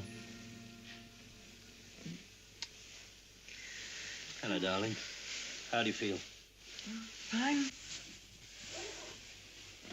Ooh, that pill certainly did the trick. Yes. Listen, you mustn't worry about last night. It's all right now. Thank you, darling. Tea? You phoned the police? Yes.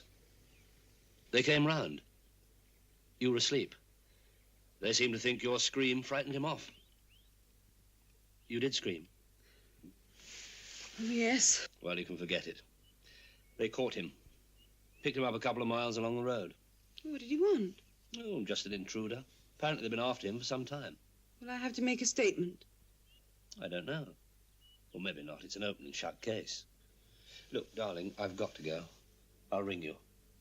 Are you sure you'll be all right? Yes, really. Bye. Bye, darling. Drink your tea.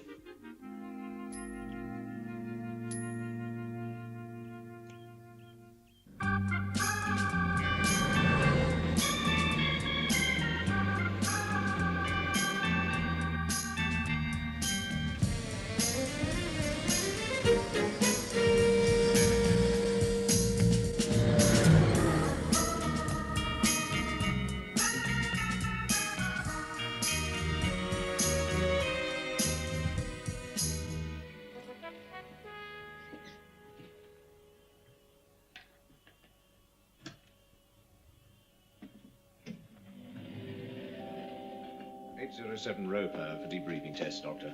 Thank you. This way, Roper.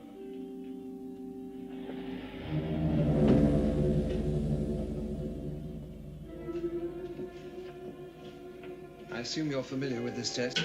It measures how much strain goes into any decision you make. Yeah. It's amazing how hard we work even on the simplest decisions, like whether or not to have a cup of coffee.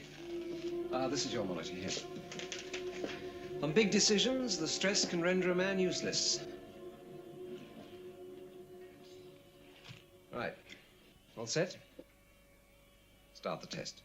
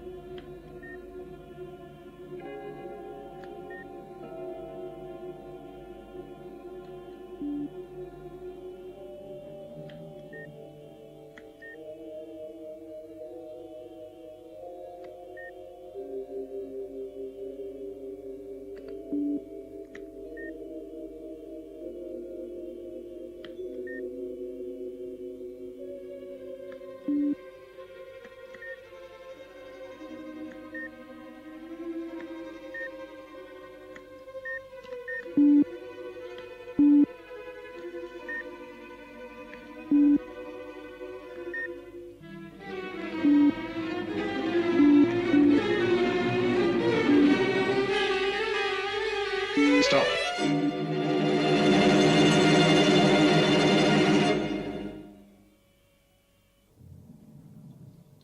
Thank you, Rover. Oh, Saul. Just the man I was looking for. For me? To ask you to come and have a drink. Oh, no, I'll take a rain check on that. Something on your mind? Oh, nothing, no. It's these kids' games. The debriefing test? Yeah. It's not like you, Paul. Well, maybe I'm getting old. Well, they're not just for amusement. Well, let's forget it, shall we? I've got to ring Carol. I'm taking her out this evening. Sure. How is she? She's fine. Fine. Oh, look, I'll see you later for that drink, Alec. Okay? Sure. See you.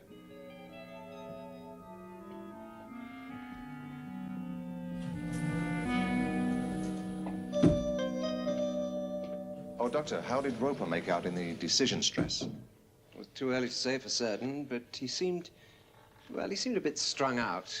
Indications of supernumerary stress factors during his last tour of duty. Any ideas? Not at this stage. Could be anything. Boredom, misses his wife. See you.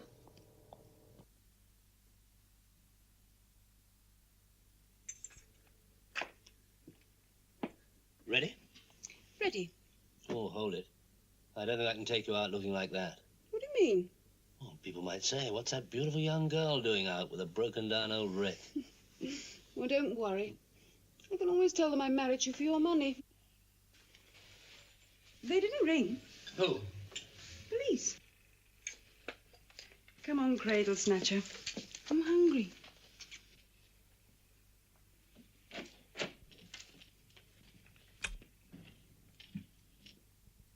Well, what do they say? Not good. The stress decision tests are positive. Signs of anxiety, traces of tension, and traces of neurosis. And the observers report similar findings. Decision-making below par, reflexes bad, impetuosity, nervousness. I don't believe it. Oh, it's all down here. He's an out-and-out risk, Alec, and we can't afford to take chances. I've known Paul Roper for years. Well, take a look at the facts, Alec. The man's a mess. I don't know why. Check him.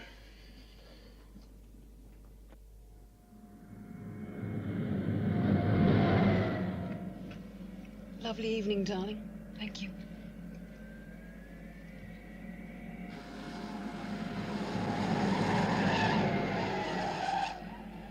Hey, I'm not Cinderella, you know. What? Oh, don't drive so fast. I don't have to be home by midnight. Sorry.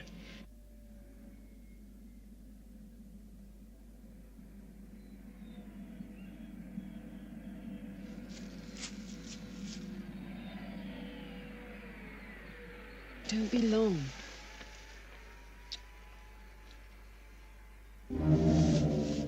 I thought I saw someone. What? It's nothing. We're both tired. It's nothing. Come on. I'll see you into the house.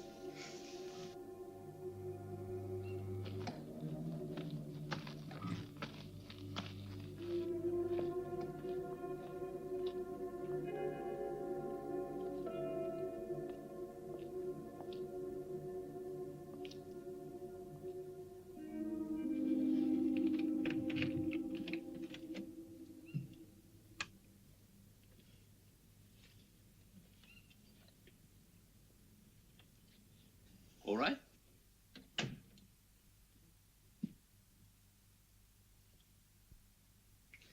Come on.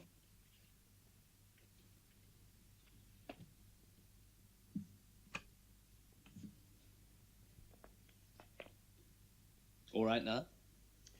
Yes, fine. Thanks, darling. I'll put the car away. All right to close the door? Oh.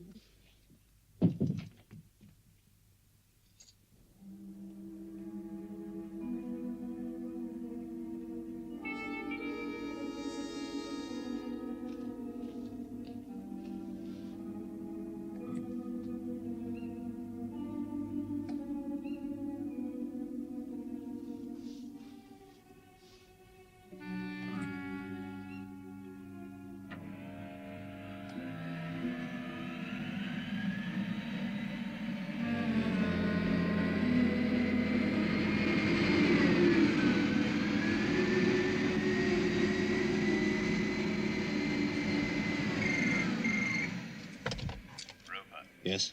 The calculations. Yes, all right. But you must never contact me or my wife again. Okay. On those conditions. Ready? Begin. 42 degrees, 2 minutes, angle 8-4. 58 degrees, 7 minutes, angle 65. Go down 2. 68 degrees, 7 minutes. Position, 33 degrees. Down 2. Alternate coordinates, 2742. Now down 3.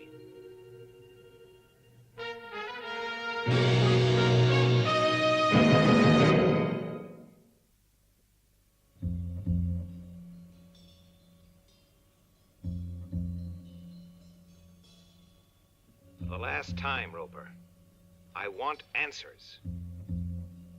Who are they? What did you tell them? What do they want? Come on.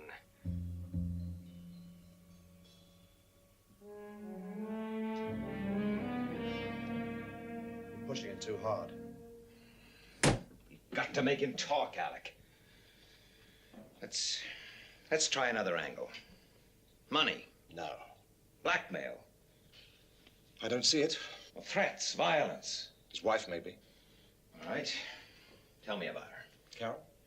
She's young, attractive. Roper's crazy about her. I could understand it if she... Understand it? Can't you accept the fact that he's a traitor? I know that. But it's also a matter of degree. Degree, nothing. It's what he's told him that matters, not why. Well, you say he's crazy about his wife. We'll see just how crazy. All right, Roper. Let's take it from the beginning, once more. Just a moment, Doctor. All right, Roper. So it's your wife.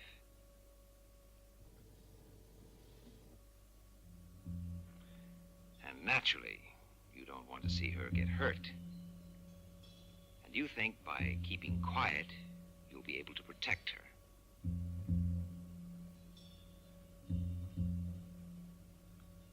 You tell us what we want to know. That's the best way to give her protection. 7 minutes. Position, 33 degrees. Down 2. Alternate coordinates, 2742. Now down 3.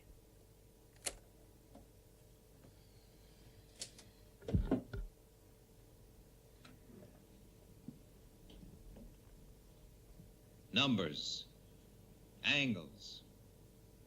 What do they mean, Roper? I was given program numbers for SID, told to feed in certain information, memorize the results. So, we've got a batch of data. But how do we apply it? I can give you the data, not the significance. You mean to tell me you didn't know what you were doing when you handed over those figures? No. And we're going to have to put everything into finding out.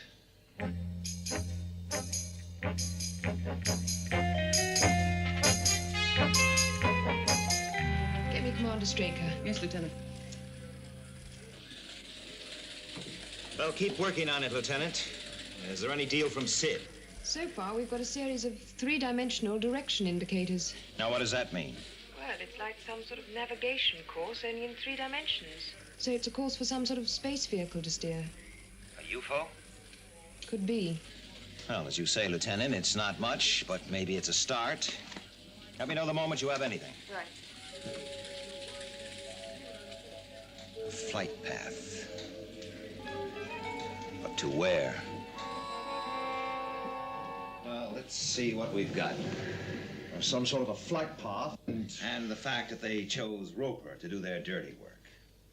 Why? One, because he had access to SID and understood its operation better than most. And 2, they knew he was particularly vulnerable where his wife was concerned. But he's told us all he knows. Yes. Except who his contact was. Who was on the other end of that phone. I want an immediate yellow alert on all SHADO installations. Yes, sir. Let him go, Alec. What? Let Roper go in 1 hour's time. Your key is still done, sir. Oh, thank you. Very neat. You've just let the whole base know we're going to release Roper in an hour. Yes. I've been thinking about Roper's contact, Alec. Whoever he is, he would have to be able to radio Moonbase. He would know Roper's movements on Earth, have access to his records. There's only one answer. You mean someone on this base? Yes, someone on this base. Let him go, Alec. We must draw them out into the open. Okay. Roger, I've got that. Now, one moment, Moonbase. Lieutenant Ellis for you, sir. Straker. I've had Joan Harrington work over Roper's figures. And what does she make of them? They describe relative planetary positions. Which planets? Considering the urgency of the problem, there seemed to be no choice but to make an educated guess. All right, Lieutenant, educate me. The relative position of the Sun, Moon, and Earth would fit Roper's figures. One snag. The last set of information is a time reference, but it still doesn't make sense. Well, you've come up with enough to scare the daylights out of me, Lieutenant. Keep working on that last sequence. Out. Did you swing this? It seems pretty suspect to me. Look, if Straker says you can go, don't ask too many questions. Yes, you're not exactly the forgiving type. Don't push your luck. Just go.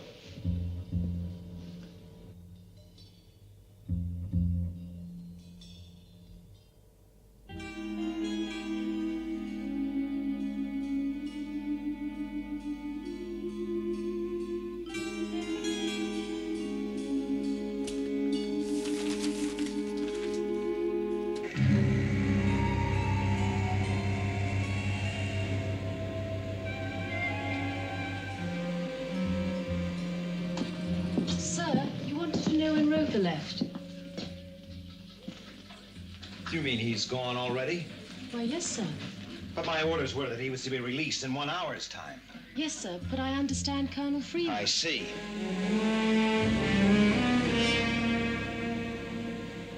Signal a maximum security alert and get me Captain Carlin on Skydiver. Right, sir. Attention, all defense systems. This is a maximum security alert. Attention, all defense systems. This is a maximum security alert. Condition red. Your instructions have been received and understood. Standing by.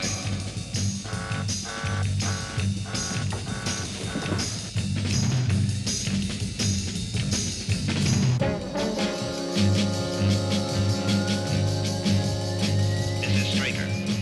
We are faced with a probable UFO attack against an unknown target. Until we have further information, all Shadow defense systems and vehicles will remain on alert.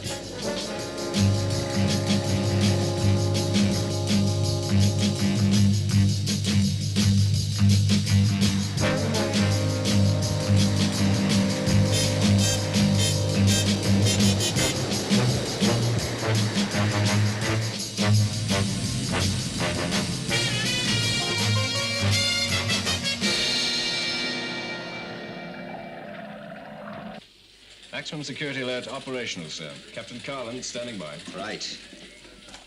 Captain Carlin? Straker. Colin, reading you. I want you to launch Sky 1 for possible interception. Area? Green 0B. Make a 20-mile radius sweep around Shadow HQ. Sounds pretty close to home, sir. What's going on? That's our problem, Captain. You just concentrate on being ready. Out. Launch stations. Yes, sir. Launch stations. Clear one. One clear. Clear two. Two clear. Check boosters.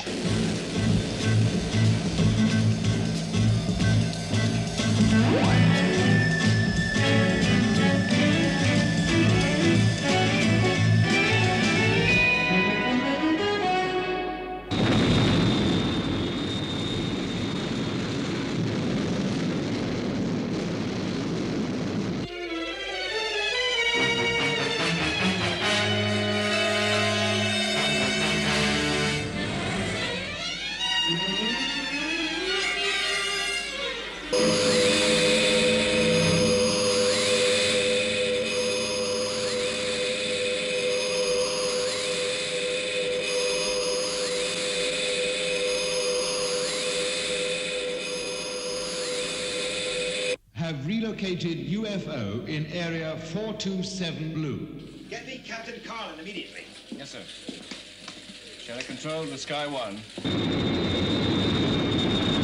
Carlin, this is Straker. Receiving you. Suspect driving east on Route 4 in bronze Shadow car. Follow and observe. Roger. Out.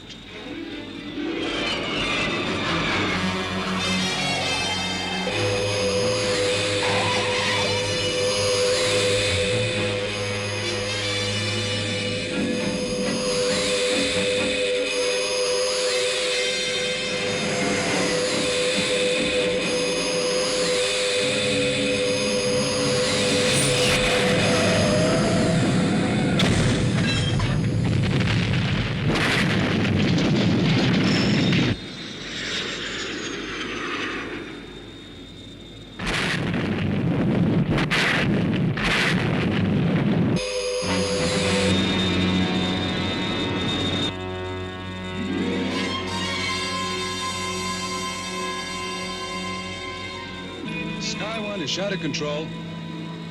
I'm positioned over target area. Building below destroyed. You can see no sign of life. Request UFO fix and attack coordinates. Roger, Sky 1.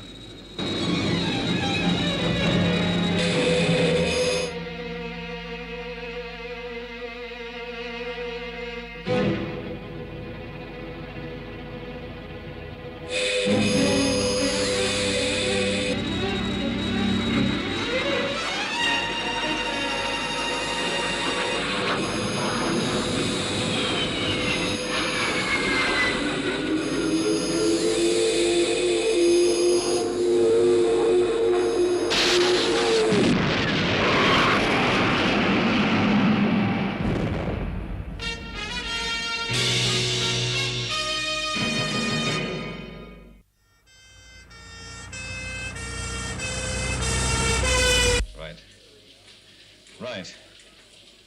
They bring him in now, sir. Thank you.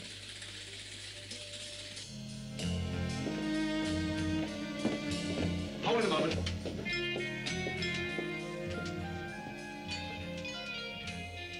All right, Paul? Yeah, I'm fine.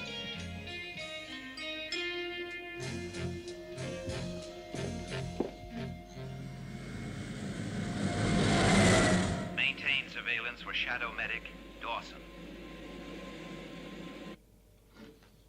This is a war, Alec. People have to be at risk. I don't buy that. And I never will.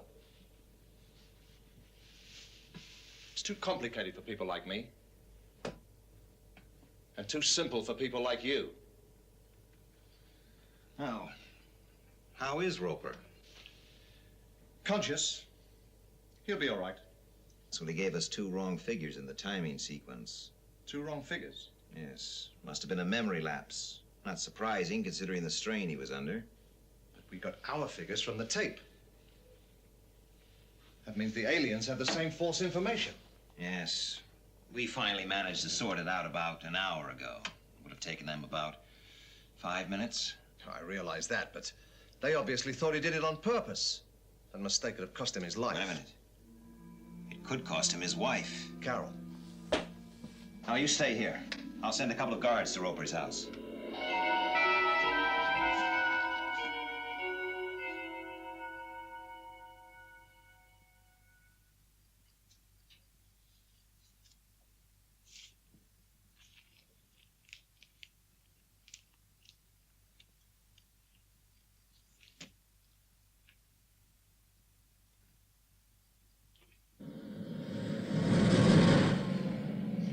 We've just passed the Rapton flyover. ETA Roper's house, 6 minutes.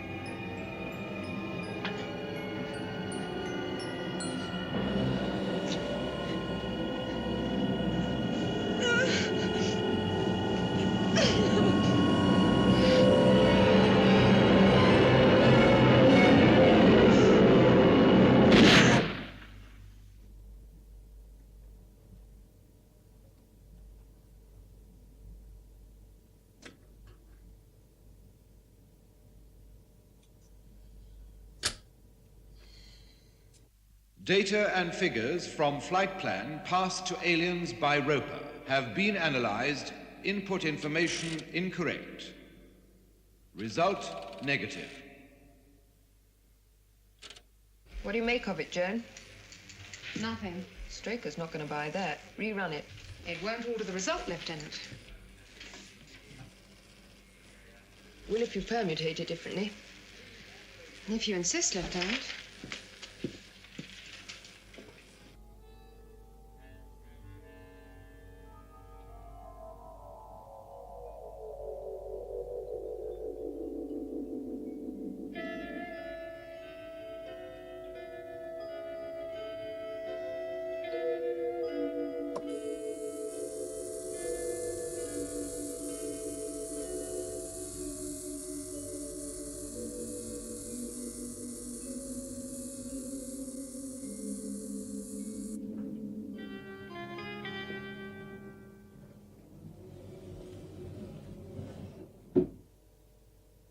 Dawson died 10 minutes ago.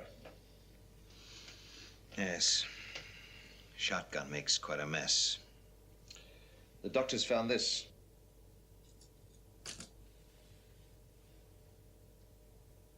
It's some sort of electronic probe. It had been inserted into his temple. Well, I think the picture is almost complete.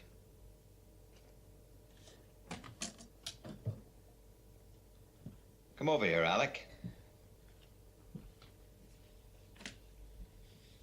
Watch this.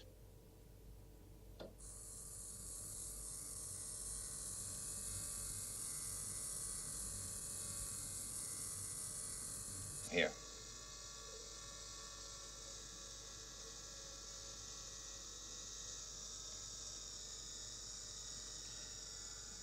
There. Sunrise on the moon. Exactly. That's how they plan to make the attack. Flying across the lunar horizon at sunrise, keeping between moon base and the sun. Visually undetectable. Totally. But it would be picked up by moon-based radar the moment it crossed the horizon. No. Not if the attack were planned to coincide with heavy sunspot activity. Like that predicted in 2 days' time. And with Roper's flight plan to guide the attacker. Moonbase wouldn't stand a chance. Chance? Well, we have Roper's flight plan too, remember? I don't see how we can stop it. One man, on his own, at a predetermined position out on the moon's surface. Rocket launcher, polarized visor. It'd be suicide. Possibly. But you can't expect a man to... I don't need a volunteer, Alec. You mean Roper? And I suppose you used this to twist his arm. No, I didn't have to. He's doing it to try and even the score. And when are you going to tell him? Maybe you'll never need to know.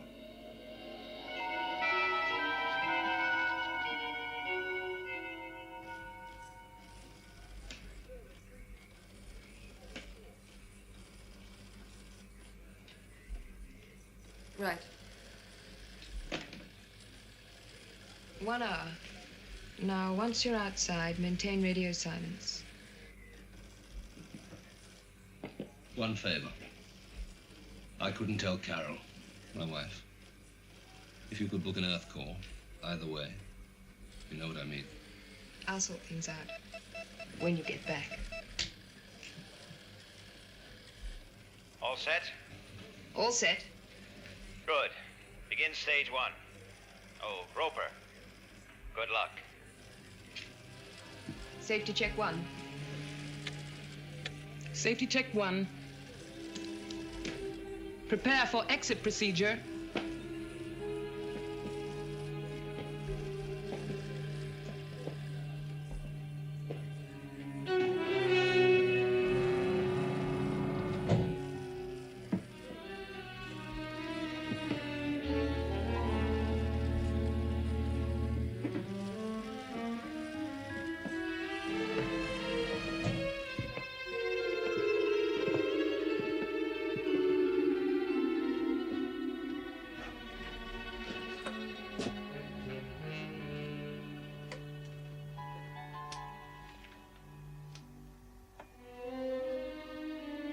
Good luck, Paul.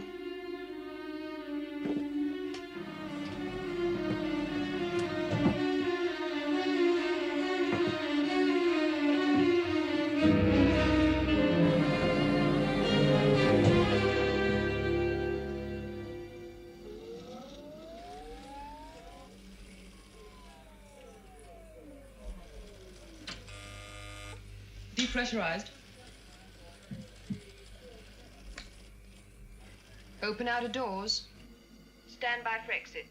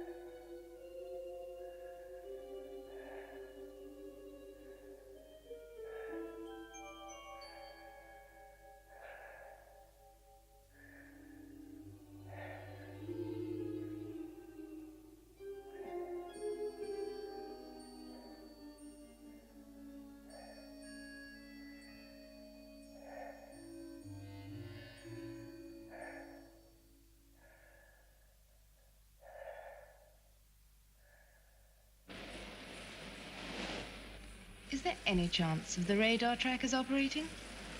Not with all this sunspot activity.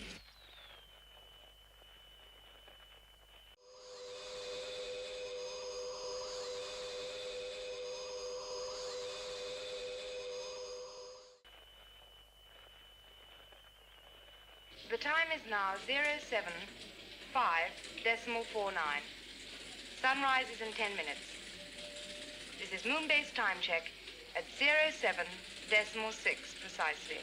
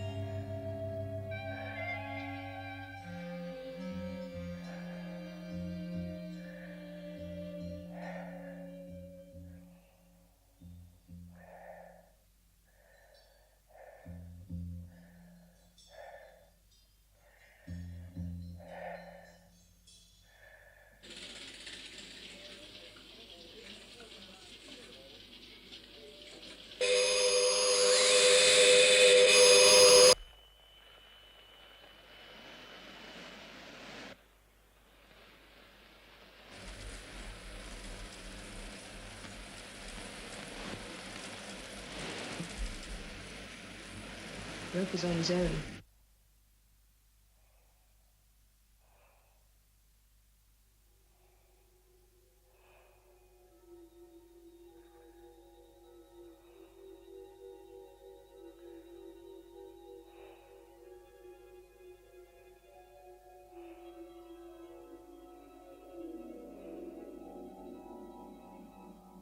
"23 seconds since sun-up, Lieutenant."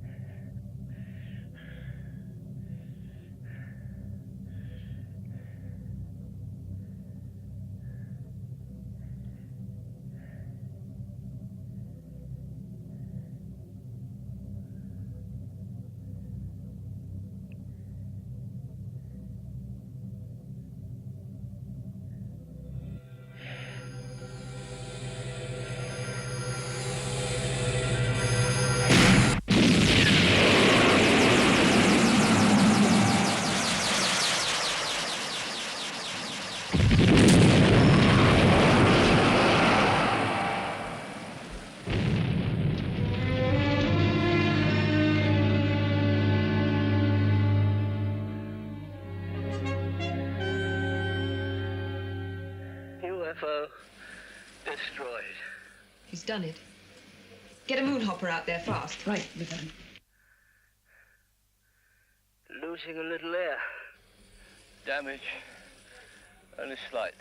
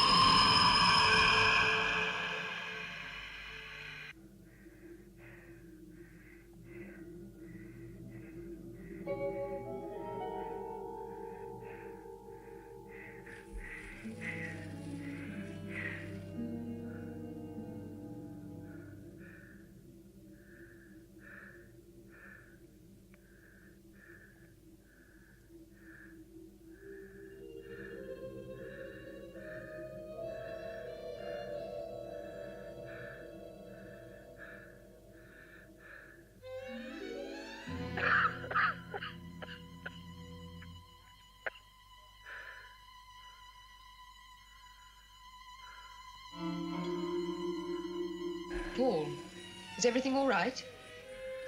Yeah. Sure. Listen, a moon hopper is on its way. It'll be with you in minutes. Fine.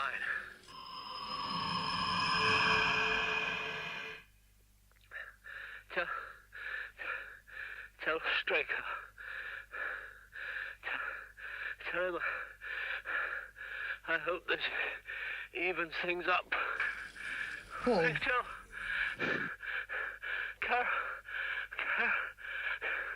Carol. Paul. Roper. Roper.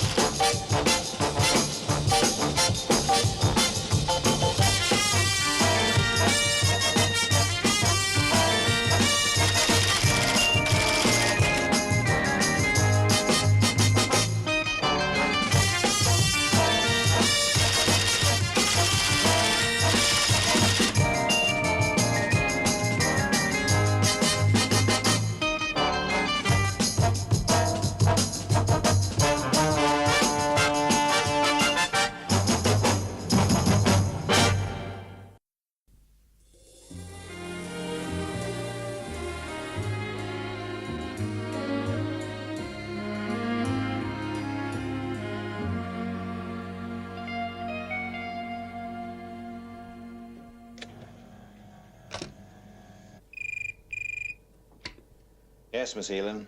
If there's nothing else, sir, I'll be going home. Oh, no, that's all right, Miss Heelan. I'm about to leave myself. Good night.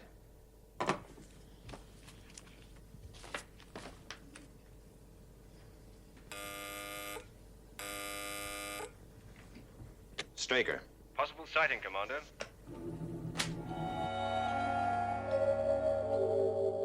Have trace on positive track. Course 428146 green.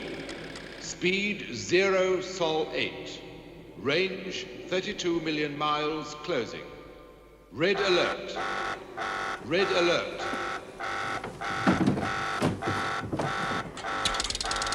Control to interceptors. Have UFOs on positive track. Green 140. Moon base to shadow control. Confirm UFO sightings. Going for intercept.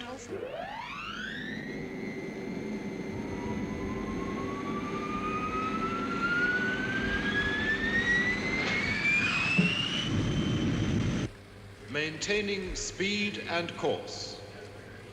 Apogee 027.324.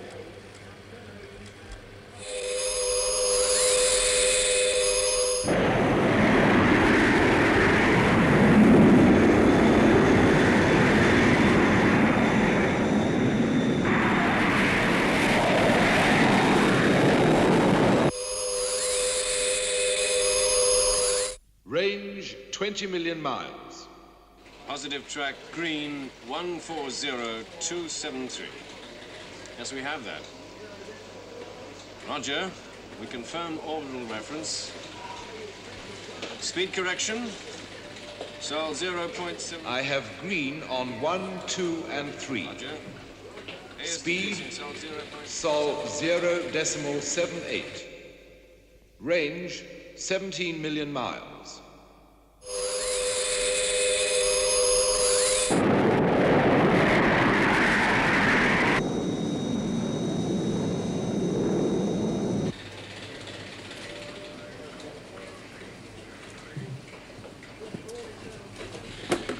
Anything? No, nothing yet, sir.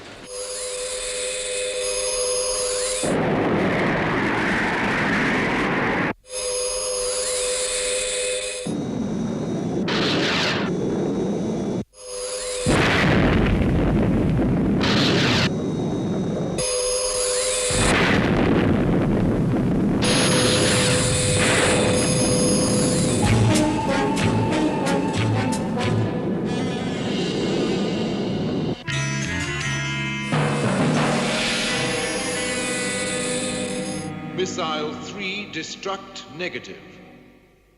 UFO beyond interceptor range heading for Earth. Pretty effective blanket detonation by the interceptors. But not good enough. Well, the one that got through is almost certainly damaged. Sky One should get it. Where's that trajectory termination? I'm just coming through, sir. North Atlantic, grid reference G6.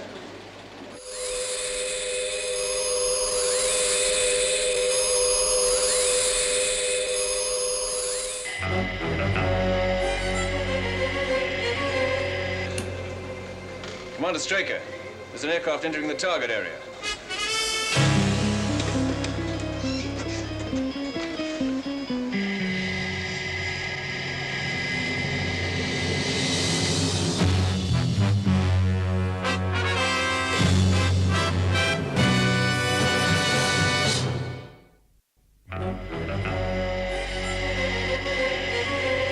Confirm tracking 013. Area red 412. Have positive trace. Waiting for confirmation. Well, if it's not a military jet, what the blazes is it? It's not a commercial airliner. It's far too high and way off the air lanes.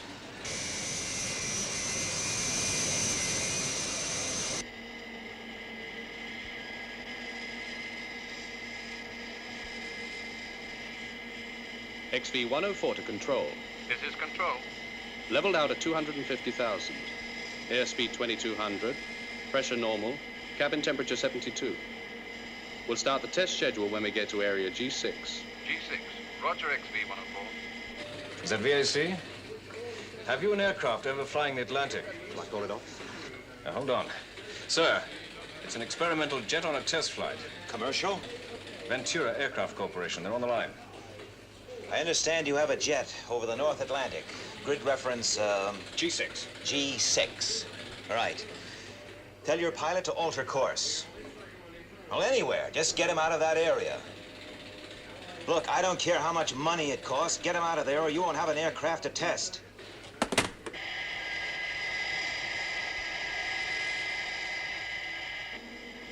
We're 150 miles from the test area. ETA, 4 minutes. Right. It's SkyNova, sir. Captain Carlin. What's the position you're in, Captain? Compute, we can go for immediate intercept after Sky One lifts off. Right.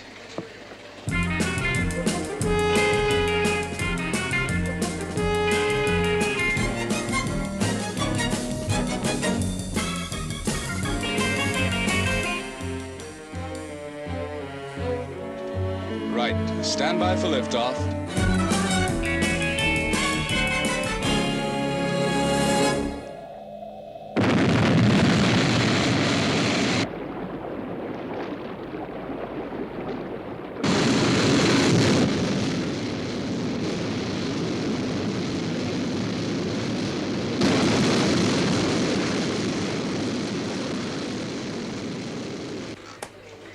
Sky One airborne, sir. Going for intercept.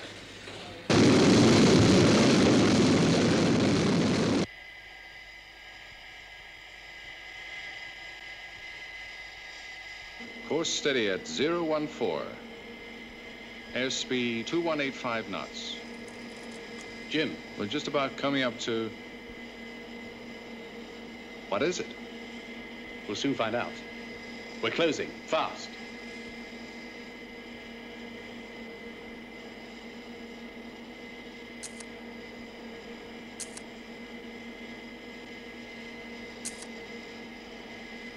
It's unbelievable. Stand by with the reconnaissance camera. Try to get some close shots. Have UFO on radar track. Closing in for attack. Control to XV-104. What is it, Control? Alter course to 024. Listen, Bill, forget the test schedule. We're onto something up here. I'll explain later. Listen, Bolt, this is a direct instruction. Alter course. Sorry, Control, out. Get on to someone in authority. Dig the chairman out of bed if necessary. What do I tell him? I'll tell him the aircraft's violating a war game area. Anything. Just get it out of there. Yes, sir.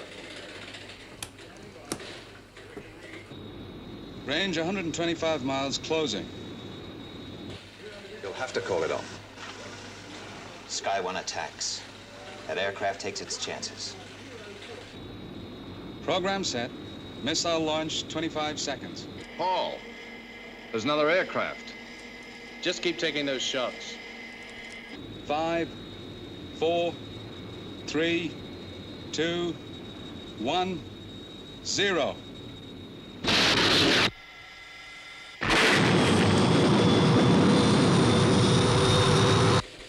Positive. UFO destroyed. And the jet? It was close. It must have been hit.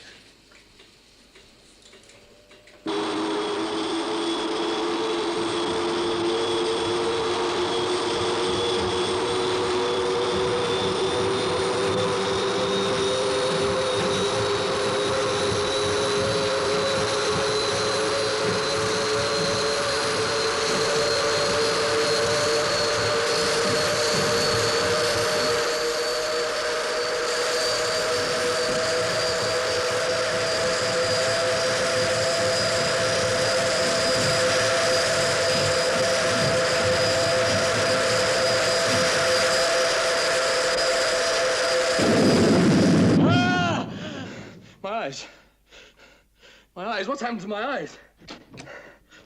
My eyes, what's happened to my eyes? It's all right. It's all right. Come along, it's all right.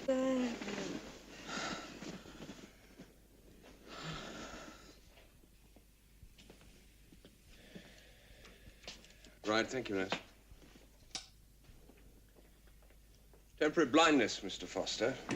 In a few days, you'll be able to see as well as ever. My name's Fraser. Dr. Fraser.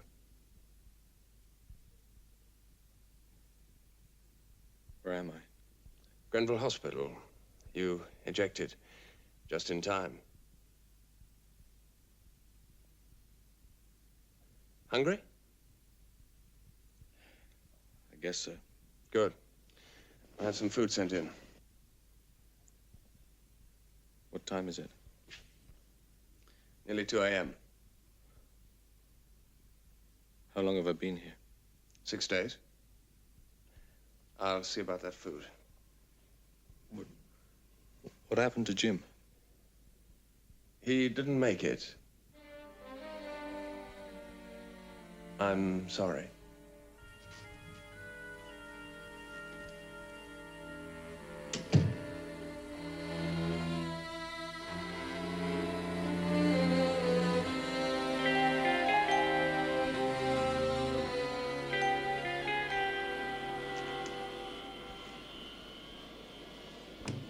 Paul, how are you? Fine. Doctors say you're in great shape. Well, they should know. Sit down, Paul.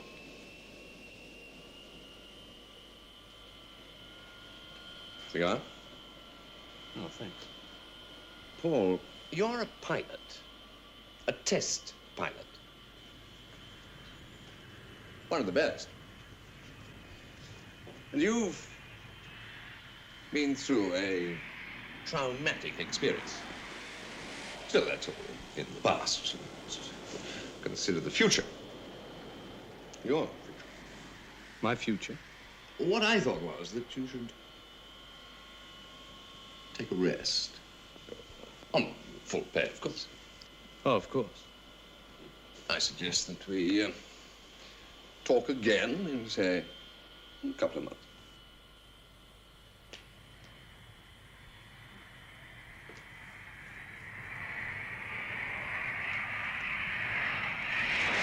One question. Where's the cine film from the reconnaissance camera? Now, look, Paul. Where's that film? Paul. Got my report? You read it? You wrote that report 3 days after recovering from a 6-day coma. 6 days, 6 weeks. What's the difference? Look, what I wrote is true. That's the way it happened. Explosion. Strange lights. Unidentified flying objects. Look, just process that film.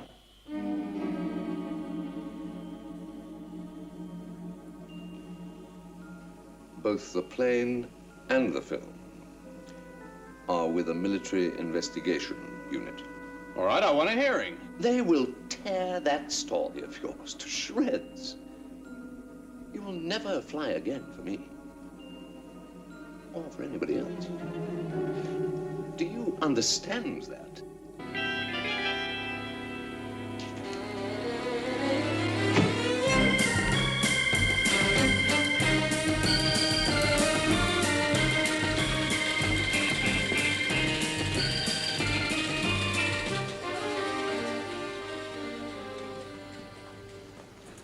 Hi, Alec. Well, what do you think? You should have warned me.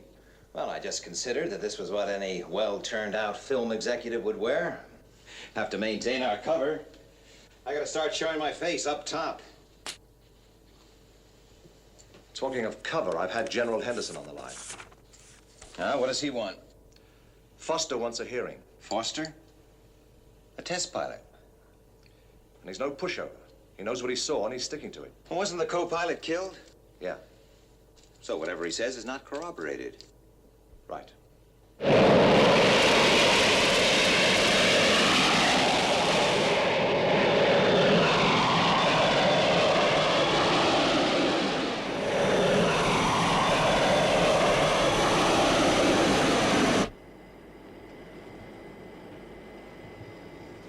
Well, I hope you find the surroundings to your liking. It's a new twist. To sit down. Comfort, privacy, complete security. What more could you ask for? The answer to a couple of questions. Try me.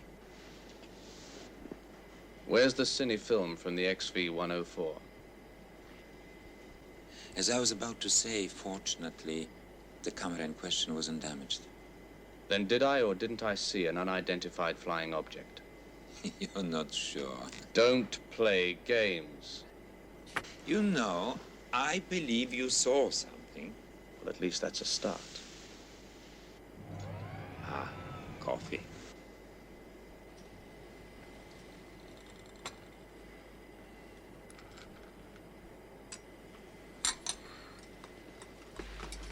Look, Jackson, let's stop fencing around.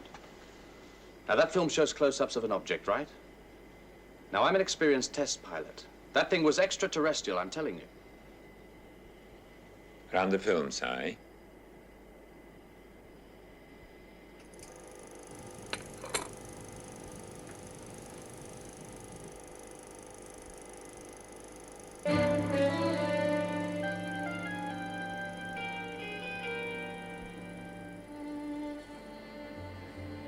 don't understand.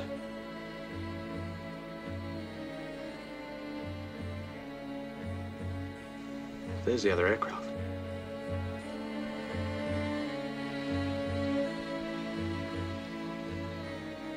What have you done? What have you done?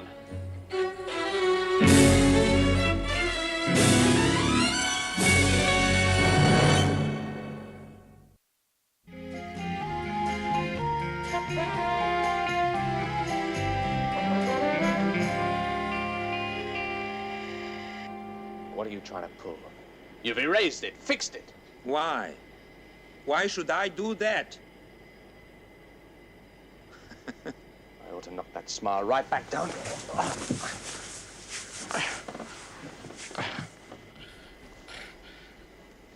Yes, things are not always what they seem to be, Mr. Foster.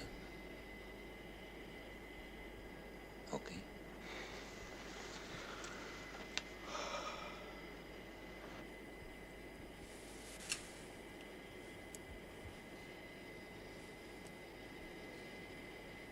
You saw that?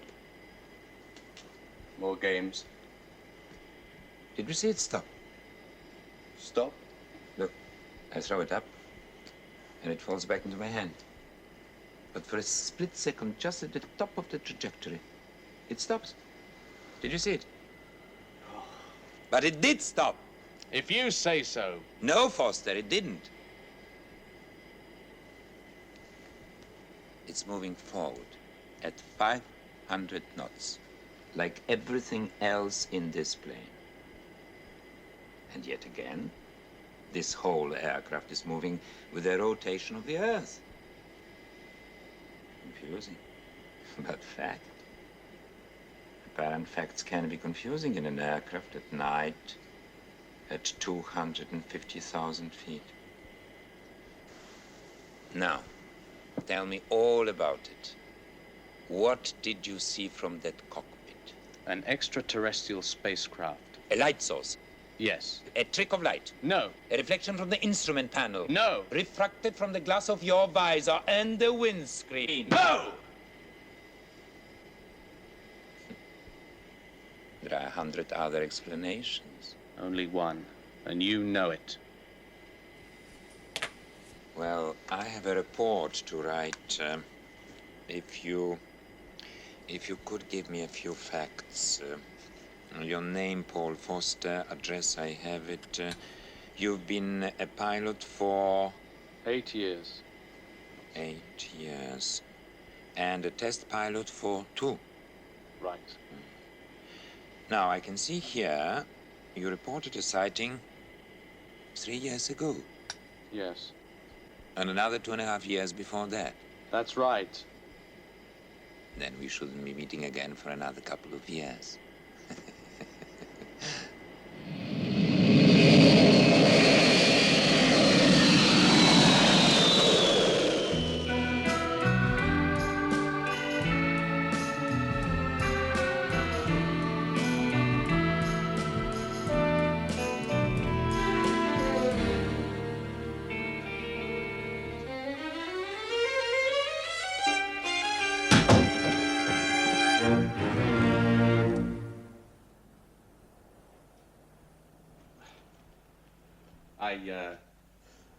Don't normally enter rooms this way.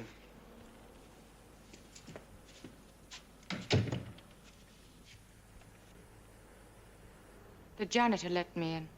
Good old janitor.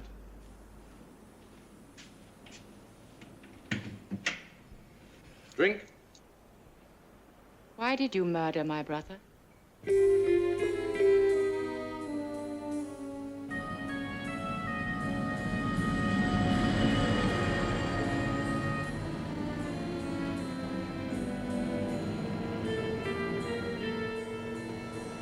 You've read the report, Alec?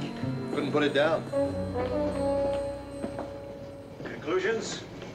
I think we can be cautiously satisfied. Yes, I agree. 3 UFOs. 2 knocked out by the moon base interceptors, and 1 destroyed in the atmosphere by Sky 1. But there are still areas that need work. Interceptor launches, for example. Too slow. Yes. I want to see those astronauts spaceborne within 2 minutes of a red alert. Go to moon base, Alec. Drill them, flatter them, cajole them, whatever. But get those times down. Nice assignment. Where do I get my stick? No, Alec, that would be my way. I'm sending you because you're the right man for the job. Okay. Anything more on Foster? Yes. He's tough and persistent. What happens if he starts getting close? One man or the cover of a multi-billion-dollar setup? What do you think? Then they told me you'd worked out a story to cover wrecking a very expensive aircraft and killing my brother. Well, you've heard both sides of the story. What do you believe? I don't know.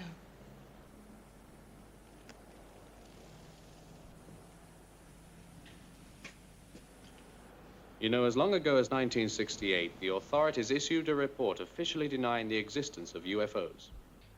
Why? I don't understand. Why deny it? Why bother? I'll give you a reason. Let's say the authorities had proof, indisputable proof that UFOs had come to Earth. What would be the result if it leaked out? Mass hysteria, terror, a breakdown of authority. So, they issue a report, an official denial, and try to discredit anyone who claims to have seen one. 5 years ago, I saw one. 2 years later, another. They exist, you've got to believe them. Up there with your brother, I saw something. I believe you. Thanks.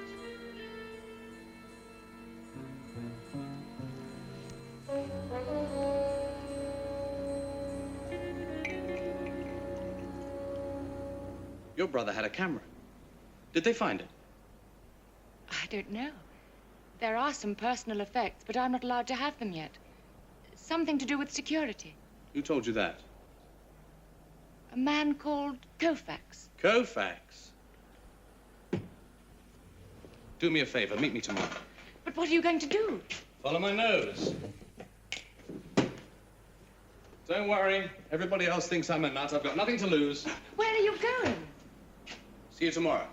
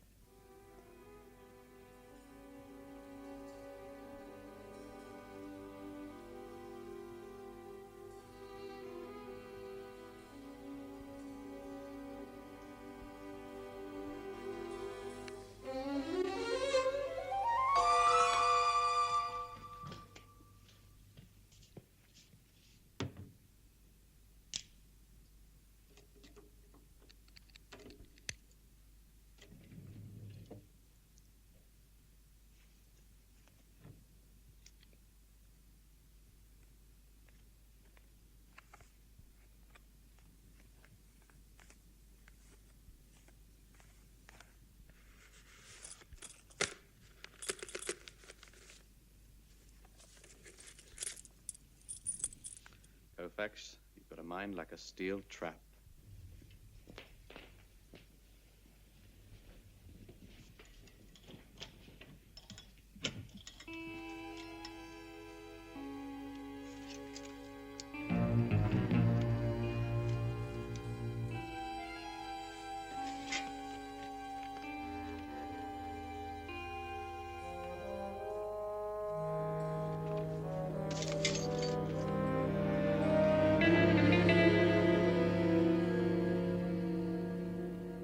Straker. Right. Right. Thank you. Trouble? Paul Forster broke into Koufax's office.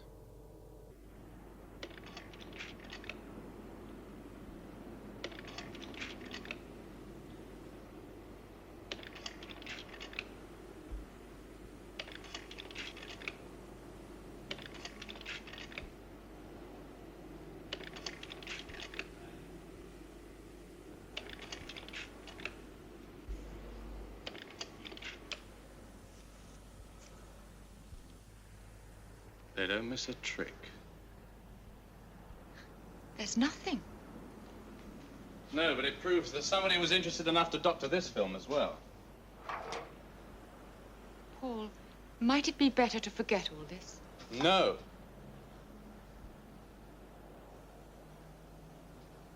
I can't just drop it, don't you understand? I'll go and get those back issue papers you wanted.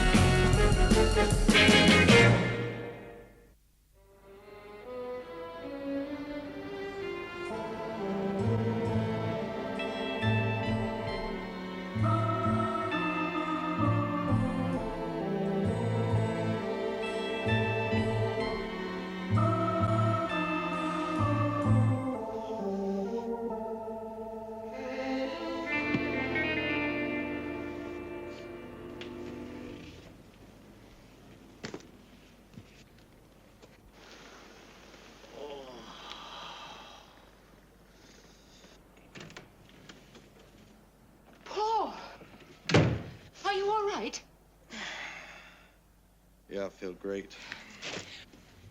Who did this? Well, it certainly wasn't the janitor. I'll get you a drink.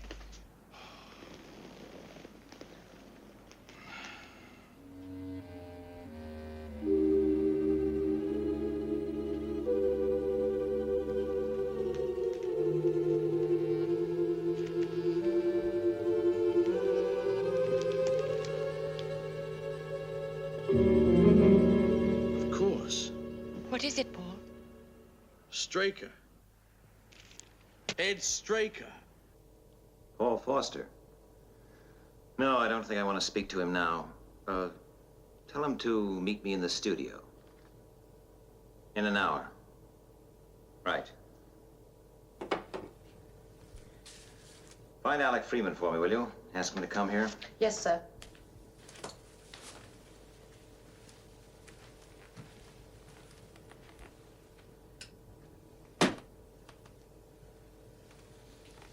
You wanted to see me? Yes. I'm seeing Paul Foster in an hour. How much does he know? That's what I aim to find out. You look after things down here. You plan to use that?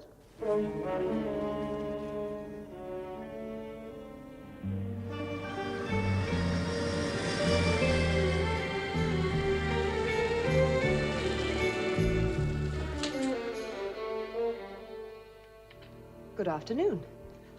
My name's Foster. Ah, yes, to see Mr. Straker.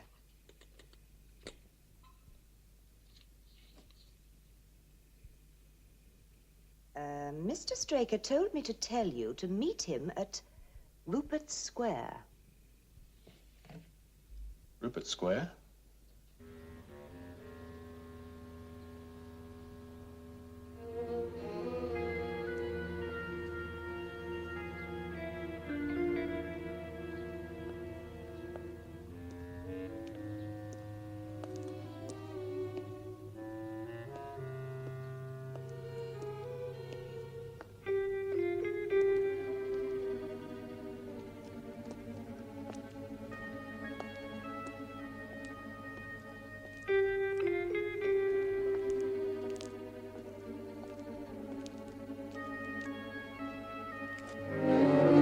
Hold it right there.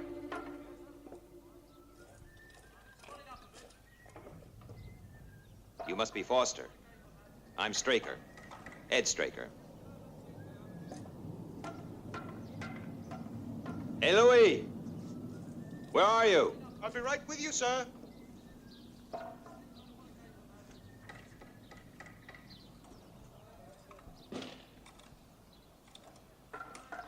Is, that thing real?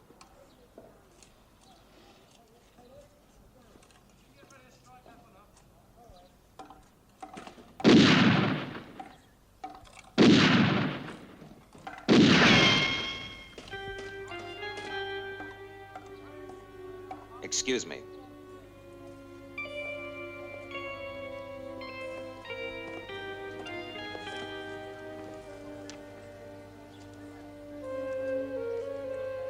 Yes, we'll get something built over here. The same thing.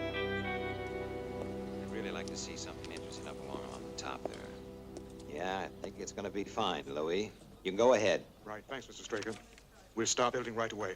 Just check with me in the morning about the final details. Right. Yeah, it's gonna work out just fine. Oh, that's Louis, my construction manager. Great guy.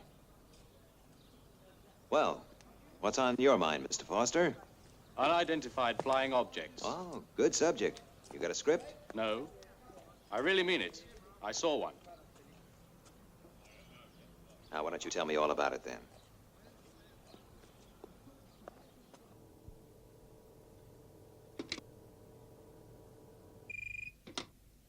Yes? Where's Commander Straker, Miss Eland? He's still with Foster, sir. Thanks. That really is a very good story, Mr. Foster. But I'm in the film business. I suggest you tell that story to the police, the Army, the Marines. Now, if you'll excuse me, I have a very heavy schedule. Quite a switch, Air Force Colonel, to film executive. You must have your wires crossed somewhere. Have I?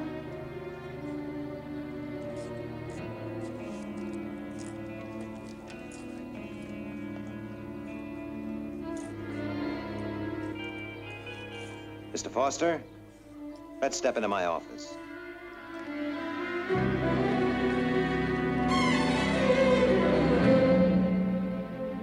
Some office.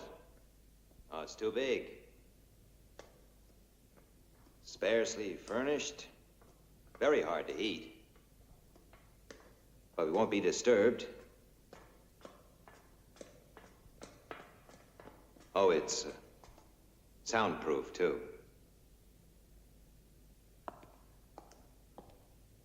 Look, 10 years ago, you were a colonel in the Air Force, a degree in astrophysics, 2 years lunar research at MIT, a career officer. What happened? Well, let's say the car crash made me want to change my career. Why did it crash? We had a blowout. On a Rolls Royce at 50 miles an hour. They don't make the tires. Then why was the whole area cordoned off? Well, you've obviously read the report. A British cabinet minister was killed. Security. I don't buy it, Straker. Look, I'm not trying to sell you anything, boy.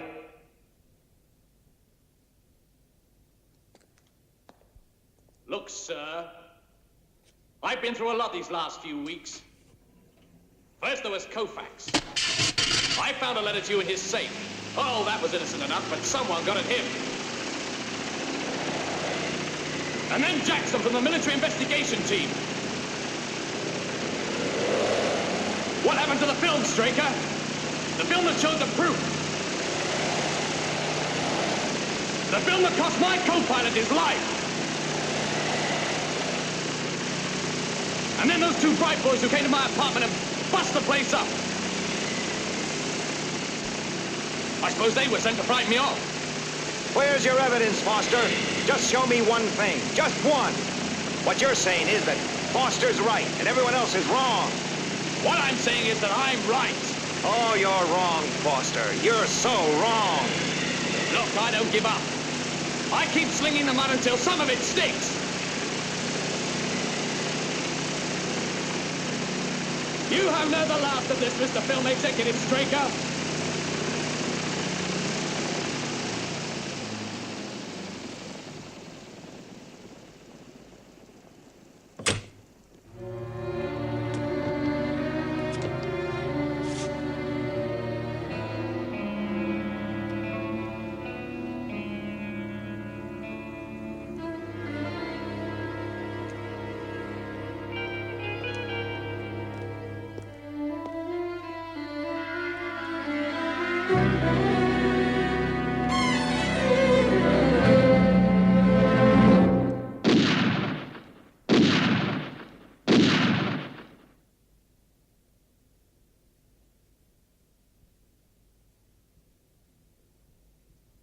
Things are not always what they seem, Mr. Foster.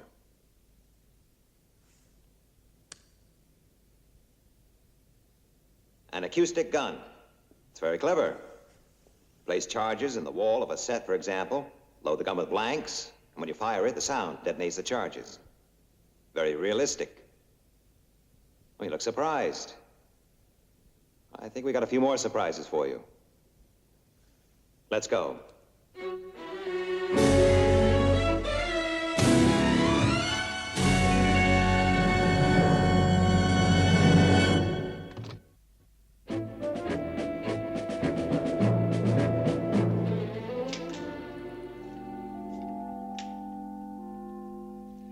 Open up. It's all right, Miss Heelan.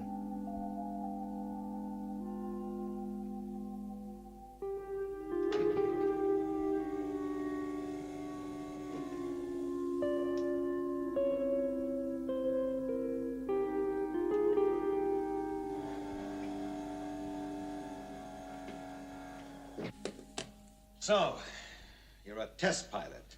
That's right. Trained to expect the unexpected. I guess so. Then brace yourself. Straker. Voice identification positive. Commander Straker.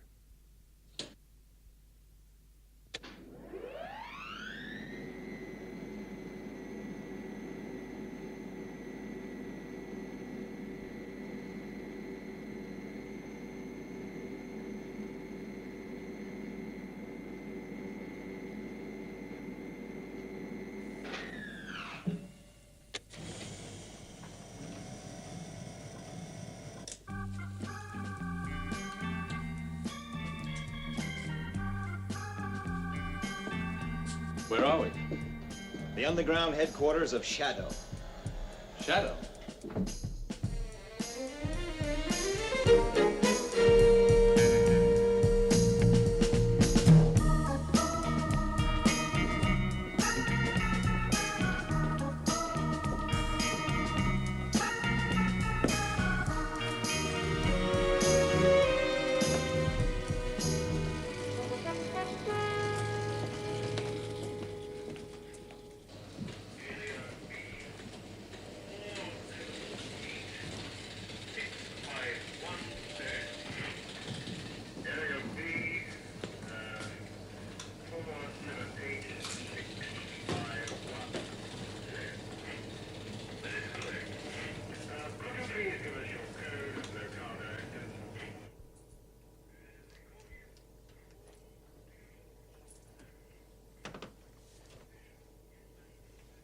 Okay, Alec. Wheel them in. So what happens now? You were on a test flight over the North Atlantic, Foster. Due to a kind of dogged stupidity, you found yourself in the middle of a UFO incident. Well, this is Colonel Freeman. Dr. Fraser, you already know. Hello, Foster.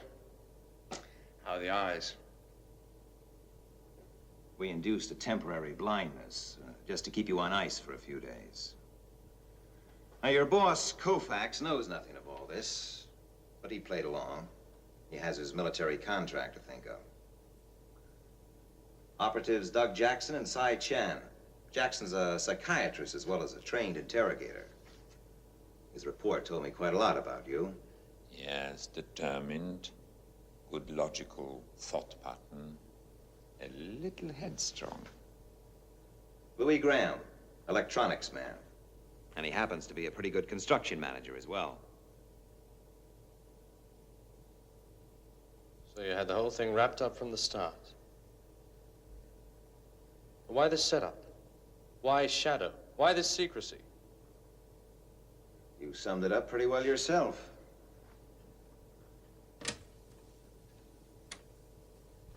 I'll give you a reason. Let's say the authorities had proof, indisputable proof that UFOs had come to Earth. What would be the result if it leaked out? Mass hysteria, terror, a breakdown of authority. I said that in the apartment. So, they issue a report.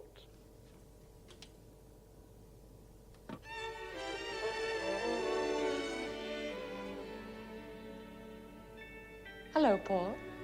The field leader of Project Foster, Operative Jana Wade. It's all been a test for you, Foster. You followed a predictable set of clues. You even showed a certain initiative. But basically, it was an inevitable chain that led you to the studio. Thank you.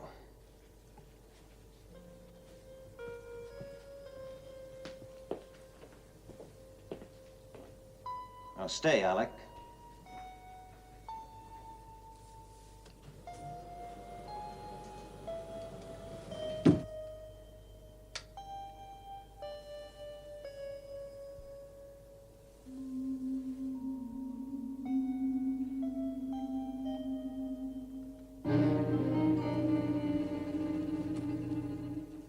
You realize, of course, that we can never let you go free. You know too much. There is one way. SHADO needs men. I'm talking about leaders, commanders, men able to captain the world's most advanced submarines, take control of moon base. The right men. Are you one, Foster? After the stiffest medical you've ever experienced? After weeks of computer and psychoanalytic tests? After a training course that will tear your guts out, you might be halfway there. Well, I'd like to try. I thought you would. Read this. Foster. Paul J. 804. It's all yours, Alec. Straker. Yes, I'll speak to him. Would you get me Moonbase, please? Oh, and by the way, where are those transit reports I asked for? Would you get this, please, and get it good and clear? Immediately means now. Right.